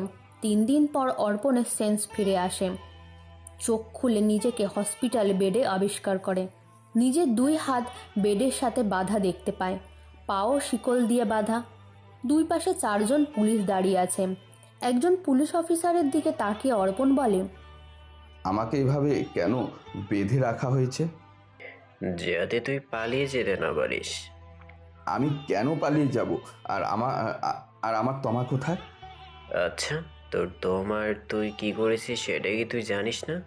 তোর সকল অপকর্মের প্রমাণ আমার হাতে রয়েছে। তাছাড়া ভুল করছেন, আমি কোনো অপরাধ করিনি। আমার চাচ্চু তার বাবা মাকে মেরে ফেলেছে। সম্পত্তির জন্য কেউ মেরে ফেলবে? প্লিজ আপনারা আমার তমাকে বাঁচান। খুব ভালো গল্প বানিয়েছিস দেখছে। অ্যাক্সিডেন্টে মারা যাওয়া লোককে তোর ভাইরা মেরেছে, আর তোমাকে ওর চাচুরা মেরে ফেলবে সম্পত্তির জন্য, যে সম্পত্তি তাদের 3 ভাইয়ের নামে ভাগ করে দিয়ে গেছে তাদের বাবা। আপনাদের মিথ্যা বলছে। আপনারা তমার সাথে কথা বলুন, তাহলে সব জানতে পারবেন। আমরা সব কিছুই জেনে এসেছি। তুই টাকার জন্য বড়লোকের মেয়েদের তোর প্রেমের জালে ফাঁসাতে, আর এসব করতে তোকে তোর মা বাধা দেওয়ার কারণে তুই তাকেও মেরে ফেলেছিস। অর্পণের মাথা আকাশ ভেঙে পড়ে। তার মা মারা গেছে কথাটা শুনে অর্পণের চোখ থেকে ঝরঝর করে পানি পড়তে থাকে। এটা দেখে পুলিশ অফিসার বলে, কান্নার নাটক করছিস এখন? থানায় নিয়ে গিয়ে ইচ্ছা মতো বেঠালে সব নাটক বন্ধ হয়ে যাবে। বিশ্বাস করুন, সব কিছু মিথ্যা। আমি আমার মাকে কেন মারবো? আর আমি কখনো টাকার জন্য কোনো বড় লোকের মেয়েকে ফাঁসাইনি। আমাকে আমার মায়ের কাছে নিয়ে চলুন। তোকে যেখানে নিয়ে যাবার সেখানেই নিয়ে যাব। এই, তোমরা দাঁড়িয়ে কি নাটক দেখছো? শালার, ওকে ধরে থানায় নিয়ে চলো। পুলিশ অফিসারের কথা মতো 3 জন ধরে অর্পণকে টেনে তুলে টানতে টানতে হসপিটাল থেকে বের করে নিয়ে যায় গাড়িতে। থানায় নিয়ে এসে ইচ্ছে মতন মারে অর্পণকে। কিছুদিন পর অর্পণকে কোর্টে তোলা হয়, আর সেখানেই আহমেদ মির্জা, সবুজ মির্জা আর রাহেলা মির্জা জজের সামনে বলে, জি জজ সাহেব, এই ছেলেটা আমাদের ভাতিজাকে অপহরণ করেছে আর আমাদের কল করে টাকা চেয়েছে। আমরা টাকা দিতে রাজি হয়েছি। টাকা নিয়ে আমাদের ভাতিজাকে আমাদের কাছে ফিরিয়ে দেয়নি, উল্টে দিনের পর দিন আমাদের থেকে টাকা নিয়ে গেছে। আমি নিজেকে নিয়ে গিয়ে টাকা দিয়ে এসেছি, কিন্তু কখনো সামনে আসিনি। আমাদের যেখানে রেখে আসতে বলতো সেখানেই রেখে আসতাম। আমাদের একমাত্র ভাতিজি জজ সাহেব, তাই ওর সব কথা আমরা শুনে গেছি। আমরা পুলিশের কাছে গিয়েছিলাম জজ সাহেব, কিন্তু ওর কোনো খবর পাওয়া যায়নি। অনেক চালাক ওই ছেলেটা। আর যখন জানতে পারলাম তখন আমরা ওর বাসায় যাই, আর সেখানে গিয়ে দেখি ওর মা ওকে এসব করতে না করেছিল, তাই ও ওর মাকে আমাদের সামনে মেরে ফেলে।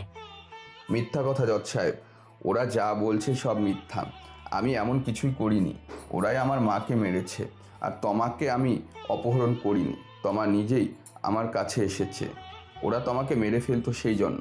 তমা, তুমি চুপ করে আছো কেন? জজ সাহেবকে সব সত্যি বলো। আমি কি তোমাকে অপহরণ করেছি, নাকি তুমি আমার কাছে এসেছো? জজ সাহেব, আমার চাচুরা আর কাকি যা বলেছে সব সত্যি। এই ছেলেটা আমাকে অপহরণ করছিল, আর আমার চোখের সামনেই ও মাকে খুন করেছে। আমি তখন সেখানে উপস্থিত ছিলাম। তমার কথা শুনে অর্পণ যেন বোবা হয়ে যায়। কিছু বলার শক্তি হারিয়ে ফেলে। অসহায় দৃষ্টিতে তমার দিকে তাকিয়ে আছে। জজ সাহেব অর্পণকে 15 বছরের সাজা দেয়। অর্পণকে 2 জন পুলিশ ধরে টেনে নিয়ে যায়। তমা তার চাচুর সাথে বাসায় চলে আসে। বর্তমান সব কিছু তো শুনলে বাবা, তুমি নিজেকে আমাদের জায়গায় বসিয়ে দেখো। বুঝি, আর কি করতে হবে সেটাও জানি। আপনারা বাসায় যান, আমি নিজের কাজটুকু শেষ করে আসছি। আমি তোমাকে আর কোথাও যেতে দেব না। তুমি আবার হারিয়ে যাবে আমার থেকে। আর কোথাও হারিয়ে যাব না তমা। আমার জীবনটা এলোমেলো করে দিয়েছে, আর মাথার উপর থেকে আমার মায়ের ভালোবাসাও কেড়ে নিয়েছে। তাকে তো আমি এত সহজে ছেড়ে দেব না। সব কিছু বাদ দিয়ে তুমি আমাদের সাথে চলো বাবা। মেয়েটা আমার তোমার জন্য কান্না করতে করতে শেষ হয়ে গেছে। আপনারা বাসায় যান, আমি তোমাকে একটু পরে দিয়ে আসবো। সবই ঠিক আছে বলে চলে যায়। তমা বসা থেকে উঠে অর্পণের কাছে আসে। অর্পণ তমাকে নিজের বুকে জড়িয়ে নেয়। কান্না মিশ্রিত কণ্ঠে তমা বলে, আর কখনো আমাকে একা করে চলে যেও না। তোমাকে ছাড়া আমার খুব কষ্ট হয়। আর কখনো যাব না তোমার থেকে দূরে, এই তোমাকে ছুঁয়ে কথা দিলাম। আমাকে নিয়ে আজ সারা দিন ঘুরতে হবে। অর্পণ মুচকি হেসে তমাকে বুক থেকে তুলে 2 গালে হাত রেখে তমার কপালে চুমু খায়। তমা লজ্জা পেয়ে অর্পণকে আবার জড়িয়ে ধরে। কিছু সময় পর 2 জন সেখান থেকে বের হয়ে একটা রিক্সা নেয়। রাত 9টা বেজে গেছে, অর্পণ এখনো বাসায় আসছে না। তুই খবর নিয়েছিলি অফিসে? শপিং মল থেকে বের হওয়ার পর ও বলল অফিসে কি সমস্যা হয়েছে, তাই ওকে ইমার্জেন্সি অফিসে যেতে হবে। কিন্তু আমি অফিসে কল করে জানতে পারলাম ও অফিসে যায়নি। অফিসে না গেলে অর্পণ গেল কোথায়? সেটাই তো আমিও ভাবছি আম্মু, আমার কেন জানি সন্দেহ হচ্ছে কোথাও অর্পণ সব সত্যি না জেনে যায়। অর্পণ কখনোই সত্যির মুখোমুখি হতে পারে না। 3 বছর কেটে গেছে, এখনো সব কিছু মনে রেখেছে নাকি? আচ্ছা, তুই অর্পণকে কল করেছিলি? করেছিলাম আব্বু, ওর মোবাইল বন্ধ, সেই জন্য আরও টেনশন বেশি হচ্ছে। ওই তো অর্পণ এসে গেছে। সাদিয়া দেওয়ানের কথা শুনে সবাই দরজার দিকে তাকিয়ে দেখে অর্পণ দাঁড়িয়ে আছে, হাতে একটা শপিং ব্যাগ। সবাই একসাথে অর্পণের দিকে এগিয়ে আসে। অর্পণ নিজেকে স্বাভাবিক করে নেয়। মিথ্যে কথা কেন বললে আমাকে? কেন বললে তুমি অফিসে যাচ্ছ, অফিসে প্রবলেম হয়েছে? সত্যি করে বলো অর্পণ, সারাদিন কোথায় ছিলে? একসাথে এত প্রশ্ন করলে কোনটার উত্তর দেব? কথা ঘোরানোর চেষ্টা করো না অর্পণ। ভেবেছিলাম তোমাকে বিয়ের দিন সারপ্রাইজ দিব, কিন্তু তুমি তো আমাকে সন্দেহ করে বসে আছো। এখন আমাকে সত্যিটা তো বলতেই হবে। কিসের সারপ্রাইজ আর কিসের সত্যি? কিছু না বলে হাতে থাকা শপিং ব্যাগটা খুলে কবিতা দেখে লাল রঙের একটা লেহেঙ্গা। সবাই অবাক হয়ে অর্পণের দিকে তাকিয়ে আছে। অর্পণ বলে, ভেবেছিলাম তোমাকে সারপ্রাইজ দিব বিয়ের দিন, তোমাকে এই লেহেঙ্গাটা দেখিয়ে বলবো এটা পরে আমার বউ হবে। তার আগেই তুমি দেখে নিলে, আর তোমার জন্য এই লেহেঙ্গা খুঁজতে খুঁজতে সারাদিন চলে গেল, পছন্দই হচ্ছিল না কোনো লেহেঙ্গা। তুমি আমার জন্য এই লেহেঙ্গা আনতে তখন আমাকে বাসায় পাঠিয়ে দিলে? কবিতা, যে আমাকে এত ভালোবাসে তাকে আমি কিছুই দেব না, এটা কি হয়? কবিতা কিছু না বলে অর্পণকে জড়িয়ে ধরে। কবির দেওয়ান আর সাদিয়া দেওয়ান মুচকি হেসে সেখান থেকে চলে যায়। অর্পণ কবিতার পিঠে এক হাত রেখে ঠোঁটে মুচকি হাসি রেখে মনে মনে বলে, মাঝে মাঝে সত্যি জানার পরেও চুপ করে থাকি, শুধু এটা দেখার জন্য যে মানুষ কতটা নাটক করতে পারে। আর তাই এখন থেকে নিজেকে এতটাই স্বার্থপর করে গড়ে তুলব যেন আমার প্রতি কারো ভুল করেও মায়া না জন্মায়। সহজ সরল সাদামাটা মানুষ ছিলাম আমি, তাই সহজেই সবাইকে বিশ্বাস করে নিতাম। আমি কতটা বোকা ছিলাম। এই দুনিয়ার মানুষের চতুরতা থেকে একদমই অজানা ছিলাম। তবে আর নয়, অনেক হয়ে গেছে, এই খেলা শেষ হওয়ার সময় হয়ে গেছে। আচ্ছা চলো, খাবার খেয়ে ঘুমাবে, অনেক রাত হয়ে গেছে। আর কালকে তো আমাদের গায়ে হলুদ, তারপরে বিয়ে। আমি এখন কিছু খাবো না, আসলে তোমার ড্রেস খুঁজতে খুঁজতে অনেক লেট হয়ে গেছে, আর খুব ক্ষুধা পেয়ে গিয়েছিল, তাই বাহির থেকেই খেয়ে এসেছি। রাগ করো না প্লিজ। আচ্ছা ঠিক আছে, তাহলে যাও, গিয়ে ফ্রেশ হয়ে শুয়ে পড়ো। অর্পণ ঠিক আছে বলে নিজের রুমে চলে আসে। পরের দিন সকাল সকাল বাসায় খুব হইচই আর গান বেজে চলছে। দেওয়ান বাড়ির একমাত্র মেয়ের গায়ে হলুদ বলে কথা, কোনো কিছুতেই কমতি রাখেনি কবির দেওয়ান। কিছু সময়ের মধ্যে গায়ে হলুদের অনুষ্ঠান শুরু হয়ে যায়। যখনই কবির দেওয়ান আর সাদিয়া দেওয়ান অর্পণ আর কবিতার গায়ে হলুদ ছোঁয়াতে যাবে, তখনই অর্পণ বসা থেকে উঠে দাঁড়ায়। এটা দেখে সবাই অবাক হয়ে তাকিয়ে আছে অর্পণের দিকে। কবির দেওয়ান অর্পণকে উদ্দেশ্য করে বলে, কি হলো বাবা অর্পণ, তুমি দাঁড়িয়ে পড়লে কেন? অর্পণ কিছুটা রাগী চোখে কবির দেওয়ানের দিকে তাকায়। কবির দেওয়ান বুঝতে পারছে না অর্পণের এরকম করে তাকানো কারণ। কবিতা বসা থেকে উঠে দাঁড়িয়ে বলে, কি হয়েছে তোমার, হঠাৎ করে এমন করছো কেন? আমি শুধু অবাক হয়ে যাচ্ছি, এত নিখুঁত অভিনয় কি করে করতে পারো তোমরা? অভিনয় করছি আমরা? কি যাতা বলছো তুমি? আর আজ আমাদের গায়ে হলুদ অর্পণ, তুমি কী সব বলছো? একটা কথা জানো তো কবিতা, এক ফোঁটা চোখের পানি ছড়াচ্ছে এক ফোঁটা রক্ত ছড়া অনেক ভালো। কারণ এক ফোঁটা রক্ত শরীর থেকে বের হলে তেমন কষ্ট বোঝা যায় না, কিন্তু যখন চোখ থেকে এক ফোঁটা পানি বের হয় তখন পুরো হৃদয় চিরে বের হয়। আর তোমার পুরো পরিবার মিলে 3টা বছর আমার চোখ থেকে সেই কষ্টের পানি ছড়িয়েছ। জীবন সবার একরকম হয় না, আমাকেই দেখো না, আমি সব কিছুতেই আনলাকি। নয়তো তোমার মতন মেয়ের কাছে এভাবে হেরে গেলাম আমি। আবার কথায় আছে, মাঝে মাঝে পড়ে যাওয়ার প্রয়োজনও আছে, নিজের মূল্যটা বোঝা যায় তখন। যখন উঠার জন্য উপরের দিকে হাত বাড়ায় তখনই আপনজন আসলেই রূপটা বুঝতে পারা যায়। যারা কথায় কথায় রেগে যায় তারা বেশিরভাগই সত্যিকারের মানুষ হয়ে থাকে। আমি মিথ্যাকে দিনরাত হাসতে দেখেছি, শিখেছি মানুষের আসল চেহারাটা পড়া। শুনেছি মানুষের চেহারায় বাইরে থেকেও বেশি লেখা থাকে। যখন ঘুম আসবে তখন এমন করেই ঘুমাবো যে আমাকে জাগানোর জন্য লোকজন কান্না করবে। আগে মানুষ মারা যেত আর রূপ ছটপট করে ঘুরে বেড়াতো, আর এখন মিথ্যা ভালোবাসায় রু মরে যায় আর মানুষ ছটপট করে ঘুরে বেড়ায়। আর সেই মিথ্যা হাসি মুখটা ছিল তোমার আর তোমার পরিবারের। কী সব উল্টোপাল্টা কথা বলছো তুমি? কি মিথ্যে বলেছি আমি আর আমার পরিবার তোমার সাথে? বুঝতে পারছো না নাকি বুঝতে চাইছো না?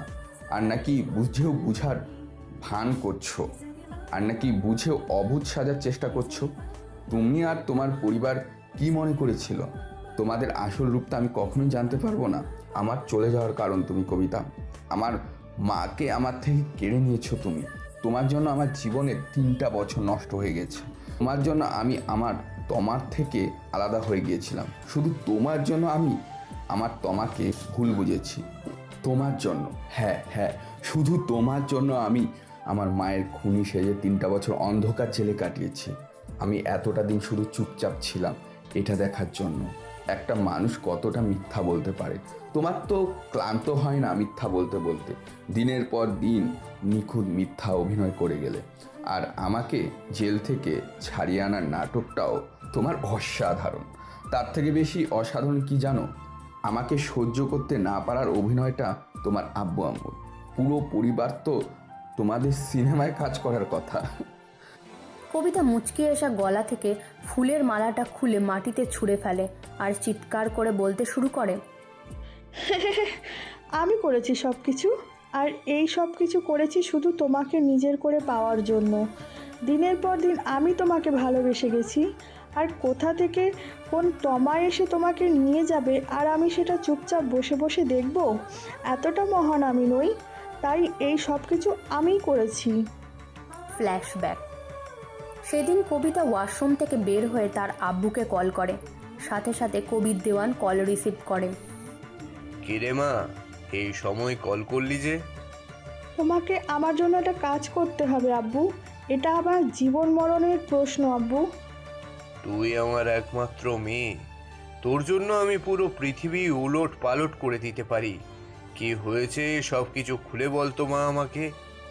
আমি অর্পণকে ভালোবাসি আব্বু, আর অর্পণকে আমার চাই। ঠিক আছে, আমি ওর বাসায় বিয়ের প্রস্তাব নিয়ে যাই। তার আর উপায় নেই আব্বু। অর্পণ কোথাকার কোন মেয়েকে বিয়ে করে নিয়েছে। তুমি ওই মেয়ের সমস্ত খবর নাও, আর ওই মেয়েকে অর্পণের থেকে দূরে সরাবে। প্রয়োজন হলে লাশের বন্যা বইয়ে দাও। আমি কিছু শুনতে চাই না, আমার শুধু অর্পণকে লাগবে। তুই কোনো চিন্তা করিস না, আমি ওই মেয়ের খবর নিচ্ছি। তুই উল্টাপাল্টা কিছু করিস না মা, আমি তোকে কথা দিচ্ছি অর্পণ শুধু তোরই হবে। বলেই কবির দেওয়ান কল রেখে দেয়। এরপর কয়েকজন গুন্ডা ভাড়া করে কবির দেওয়ান। কবিতার কথা মতন তমার সকল খবর নেয়, আর মির্জা পরিবারের সাথে দেখা করে তমা। মির্জা বাড়িতে বসে আছে তমা, তার সামনেই বসে আছে আহমেদ মির্জা, সবুজ মির্জা আর রাহেলা মির্জা। আপনি তো দেয়ান গ্রুপ অফ কোম্পানির এমডি, আমাদের কাছে কি চান? আপনাদের মেয়েকে আপনাদের কাছে ফিরিয়ে দিতে চাই। আপনি জানেন আমাদের তমা কোথায় আছে? জানি বলেই তো এখানে এসেছি। একটা বাজে ছেলের খপ্পরে পড়েছে তমা। ছেলেটার নাম অর্পণ। টাকার জন্য বড়লোক মেয়েদের প্রেমের জালে ফাঁসানোই হচ্ছে ছেলেটার কাজ। আমরা আজ ওই পুলিশ নিয়ে ওই ছেলের বাসায় যাব। আমাদের মেয়েটা এমনি মানসিকভাবে অসুস্থ। যদিও ওই ছেলেটা আমাদের মেয়ের কোনো ক্ষতি করার চেষ্টা। এত তাড়াহুড়ো করতে গেলে সব কিছু নষ্ট হয়ে যাবে, আর এতে করে আপনাদের মেয়ের জীবনও যেতে পারে। তাই অপেক্ষা করুন, আমি আপনাদের জানাবো কখন কি করতে হবে। আমার কথা ছাড়া কোনো কিছু করার চেষ্টা করবেন না। আপনি যে সত্যি বলছেন, আমরা এটা কিভাবে বিশ্বাস করব? সেটা সম্পূর্ণ আপনাদের ব্যাপার। আর নয়তো আমি আপনাদের চিনি আর না আপনাদের মেয়েকে। ওই ছেলেটাকে আমি ফলো করছি কয়েক মাস থেকে, কারণ ওর আগেও আমার বান্ধবীর জীবন নষ্ট করেছে। আর ওকে ফলো করতে করতে আপনাদের মেয়ের খবর পেলাম। এখন বাকিটা আপনাদের ওপর। আপনি যেভাবে বলবেন আমরা সেভাবেই শুনবো। আমরা শুধু আমাদের মেয়েকে ফিরে পেতে চাই। পেয়ে যাবেন। আজকে আমি আসছি, আর সময় মতো কল করে সব কিছু জানিয়ে দিব। রেডি থাকবেন। বলেই কবিতা সেখানে চলে যায়। মির্জা বাড়ি সবাই খুব চিন্তায় পড়ে যায়, তাদের মেয়ের না আবার কোনো যেন ক্ষতি হয়ে যায়। সব কাজ হয়ে গেছে। আব্বু, আগুনে ঘি ঢেলে দিয়ে চলে এসেছি। খুব তাড়াতাড়ি ওই তমা অর্পণের জীবন থেকে চলে যাবে। এতে করে তুই অর্পণকে পাবি না। অর্পণ যদি মির্জা বাড়ির মানুষের সাথে কথা বলে, সব কিছু বলে দেয়, তাহলে তুই সবার সামনে চলে আসবি আর তোর ওপর প্রতিশোধ নিতে পারবে। এটা তুমি ঠিক বলেছো আম্মু। আব্বু, একটা কাজ করো, খুব তাড়াতাড়ি সব কিছু শেষ করো আর অর্পণের মাকে মেরে ফেলতে বলো তোমার লোকজনকে। এতে করে তো অর্পণ আরো বেশি হিংস্র হয়ে উঠবে, তখন কি করব আমরা? এত কেন চাপ নিচ্ছ আব্বু? তোমার মেয়েকে এতটা কাঁচা খেলোয়াড় নয়। ওর মায়ের খুনের অপরাধে ওর ওপর চাপিয়ে দেব, আর কয়েক বছর জেলে থাকার পর আমি তাকে বাড়িতে আনবো। তখন তোমরা ওকে সহ্য করতে পারো না এমন অভিনয় করবে। এরপর আমি তোমাদেরকে বোঝাবো, আর তোমরা আমার সুখের জন্য সব কিছু মেনে নেবে। এই না হলে আমাদের মেয়ে, এতে করে সাপও মরবে, লাঠিও সোজাই থাকবে। এর ঠিক 3 দিন পর অর্পণ তমাকে নিয়ে শপিং করতে যায়। এদিকে কবির দেওয়ান ভাড়া করা গুন্ডা অর্পণের বাসায় যায়। কারা তোমরা? না বলে বাসার ভিতরে কেন চলে এসেছো? এক্ষুনি বাসা থেকে বের হয়ে যাও, নয়তো আমি পুলিশ ডাকবো। আর কিছু বলবে তার আগে একটা লোক কল্পনা শেখের পেটে ছুরি ঢুকিয়ে দেয়। মুহূর্তেই কল্পনা শেখের নিথর দেহটা ফ্লোরে লুটিয়ে পড়ে। এরপর সবাই সেখান থেকে চলে যায়। অন্যদিকে কবিতা আহমেদ মির্জাকে কল করে। ও মিস কবিতা, বলুন। আপনাদের মেয়ে ওই ছেলেটার সাথে শপিং মলে আছে। আমার লোকজন আপনার বাসার বাইরে গাড়িতে অপেক্ষা করছে। সময় নষ্ট না করে তাড়াতাড়ি চলে আসুন। এরপর আহমেদ মির্জা আর সবুজ মির্জা চলে আসে শপিং মলে। তারপর কি হয়েছে আপনারা তো জানেন। তমাকে বাসায় নিয়ে আসার পর থেকে তমা সব কিছু ভাঙচুর করতে থাকে আর শুধু অর্পণের কাছে যাবার কথা বলতে থাকে। কবিতা আসে মির্জা বাড়িতে। তমা কবিতার দিকে তাকিয়ে আছে। কবিতা বলে, আমি তোমাকে তোমার অর্পণের কাছে নিয়ে যাব। সত্যি বলছেন আপনি? আপনি আমাকে আমার অর্পণের কাছে নিয়ে যাবেন? সত্যি বলছি। তবে তার জন্য তোমাকে যে একটা কাজ করতে হবে। আমি সব কাজ করব, আমাকে আমার অর্পণের কাছে নিয়ে চলুন। যাব তো, কিন্তু এখন তোমার অর্পণকে তো পুলিশ নিয়ে গেছে। তুমি যদি জজ সাহেবের সামনে মিথ্যে কথা বলো, তাহলে জজ সাহেব তোমাকে তোমার অর্পণের কাছে দিয়ে আসবে। ঠিক আছে, আমি তাই করব। কথা মতন কবিতা তমাকে কি বলবে তা শিখিয়ে দেয়। আর তমা মানসিক ভারসাম্যহীন থাকার কারণে কবিতা শিখানো কথাগুলোই জজ সাহেবের সামনে বলে। আর বাকিটা আপনারা তো জানেন। বর্তমান সব কিছু শোনার পর অর্পণের চোখ রক্তবর্ণ হয়ে ওঠে। কবিতাকে বলে, সব কিছু ঠিকই চলছিল, কিন্তু সেদিন শপিং করে আসার পথে তোমার সাথে দেখা হয়ে গেল মির্জাবাড়ি লোকেদের সাথে, আর তুমি সব কিছু জেনে গেলে। কিন্তু আমি ভাবছি সব সত্যি তো তুমি সেদিনই জেনে গেছো। এতদিন তাহলে চুপচাপ কেন ছিলে? এটা আমি বুঝতে পারিনি। আজকে এই দিনটার জন্য, সবার সামনে তোমার আর তোমার পরিবারের আসল রূপটা দেখানোর জন্য। তোমার কি মনে হয় এখানে কারো সাহস আছে বিপক্ষে কথা বলার? তুমি শুধু শুধু মিথ্যে স্বপ্ন দেখছো। তোমাদের শেষ করার জন্য আমি একাই যথেষ্ট, আমার কারো প্রয়োজন নেই। এতটা অ্যাটিটিউড স্বাস্থ্যের জন্য ক্ষতিকারক, তুমি জানো না? Attitude I will show even after death. Everyone will walk, and I am on the shoulders of 4 people. তোমার কি মনে হয় আমি সব কিছু জানার পরও চুপচাপ বসে থাকবো? তোমাকে পাওয়ার জন্য এত কিছু করলাম, আর এখন শেষে এসে আমি বোকার মতো থাকবো? সামনে টিভির দিকে তাকাও। কবিতার কথা মতন অর্পণ টিভির দিকে তাকায়। দেখে কয়েকজন লোক তমাসহ মির্জা বাড়ির সবাইকে মেরে রক্তাক্ত করে ফেলেছে, আর সবাই মির্জা বাড়ির সবার দিকে রিভলভার তাক করে আছে। অর্পণ চোখ বন্ধ করে একটা বড় শ্বাস ফেলে। কবিতা বলে, চুপচাপ এখানে বসো, আর গায়ে হলুদ নয়। আজ এখন এই মুহূর্তে তোমার সাথে আমার বিয়ে হবে, আর যদি তুমি না করো তাহলে এখানে সবার লাশ পড়বে। এটা কিন্তু লাইভ টেলিকাস্ট চলছে। অর্পণকে এভাবে হাসতে দেখে কবিতা ভুরু কুঁচকে অর্পণের দিকে তাকায়। অর্পণ বলে, নিজেকে তুমি যতটাই চালাক মনে করো, আসলে তুমি ততটা চালাক না। তুমি যে আমার পিছনে লোক লাগিয়ে রেখেছো সেটা আমি জানতাম। আমার দিকে না তাকিয়ে টিভির দিকে তাকাও। সবাই টিভির দিকে তাকায়। হঠাৎ কেউ দরজা নক করে। একজন জিজ্ঞাসা করে কে দরজা নক করছিল। বাহির থেকে বলে, আমি একজন মানুষ, এইখান দিয়ে যাইতেছিলাম, হঠাৎ সিগারেট খাইতে খুব ইচ্ছা করতেছে, কারো কাছে লাইটার হইব? একজন বলে গিয়ে দেখতে কোন শালা। কাছেই যেন হঠাৎ দরজা ভেঙে লোকটা সহ নিজে পড়ে যায়। ইসলাম, যে অর্পণের সাথে জেলে ছিল। দুদিন আগেই কথা। ইসলাম জেলে থেকে ছাড়া পেয়ে অর্পণের দেওয়া ঠিকানা চলে আসে। বাড়ির বাইরে অর্পণের সাথে ইসলামের দেখা হয়। অর্পণ ইসলামকে টেনে অন্য জায়গায় নিয়ে আসে। কি হইল মিয়া তোমার? এমন কইরা টাইনা আনলা কেন? তোমার সাথে আমার অনেক কথা আছে চাচা। আমি সব সত্যি জানতে পেরেছি। কিসের সত্যি কও দেহি আমারে। এরপর অর্পণ ইসলামকে সব কিছু খুলে বলে। সব শুনে ইসলাম বলে, এখন আমি কি করবো তাই কও। চাচা, তুমি আমার তমার বাসার আশেপাশে থাকো। কবিতার ক্ষতি করার চেষ্টা করতে পারে। তুমি থাকলে আমি আমার মায়ের হত্যার প্রতিশোধ নিতে পারবো। তুমি কোনো চিন্তাই কইরো না মিয়া, আমি তোমার লাইগা আমার জানটাও দিয়া দিতে পারবো। আমি এখন যাইতেছি। এরপর অর্পণ ইসলামের হাতে কিছু টাকা দিয়ে ঠিকানা লিখে দেয়। ইসলাম তাদের বাসায় কাছাকাছি বাসা ভাড়া নিয়ে থাকতে শুরু করে। বর্তমান ভয় পাওয়ার কিছুই নাই পাবলিক। তো মামা, আমি তোমার জামাই অর্পণের বন্ধু। বয়স বেশি দেখা আমারে হালকাভাবে নিও না। এই হাতে এখন অনেক শক্তি। তোরা তাকায় আসুস কেন? আয় দেখ কত শক্তি এই হাতে। একজন দৌড়ে ইসলামকে মারতে গেলে ইসলাম তার নাক বরাবর ঘুষি দেয়। সাথে সাথে মাটিতে শুয়ে পড়ে। ইসলাম হাত ঝাঁকাতে ঝাঁকাতে বলে, আব্বে সালারা কি খাস তোরা? এত শক্ত কেন তোদের শরীর? আর একটু হলেই তো এই বুড়ার হাতটা ভেঙেছে তো।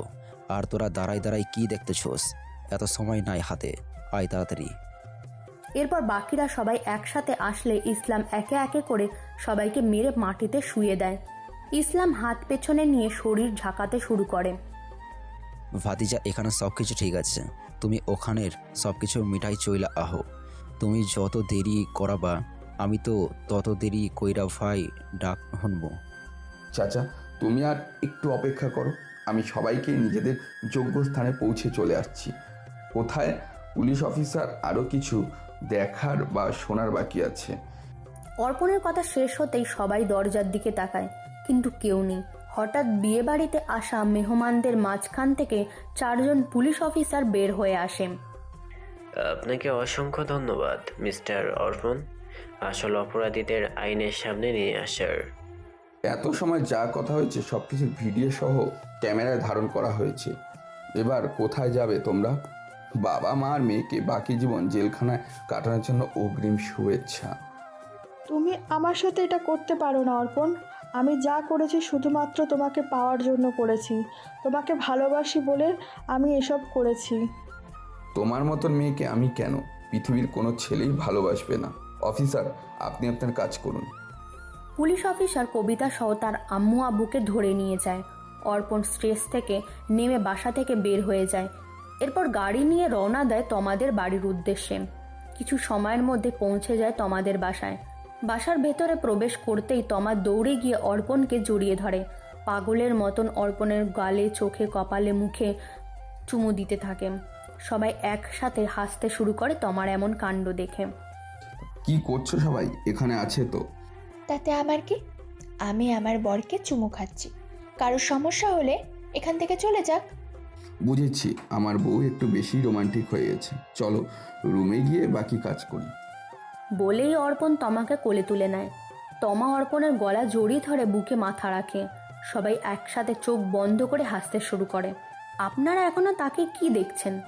এতদিন পর হাজব্যান্ড ওয়াইফ রুমে যাচ্ছে, কি হতে পারে বুঝছেন না? চোখ বন্ধ করুন পাবলিক। এবার বটগাছটি মোড়লো আর আহম্মেদের গল্পটা শেষ হলো। আজকের মতন আসছি, আবার দেখা হবে নতুন কোনো গল্পের সাথে। প্রিয় শ্রোতাগণ, গল্পটি এখানেই সমাপ্ত করা হলো। গল্পটি কেমন লাগলো অবশ্যই কমেন্ট বক্সে কমেন্ট করে জানাবেন। আর এরকম নতুন নতুন গল্প পেতে আমাদের চ্যানেলটি সাবস্ক্রাইব করে পাশে থাকবেন। ধন্যবাদ।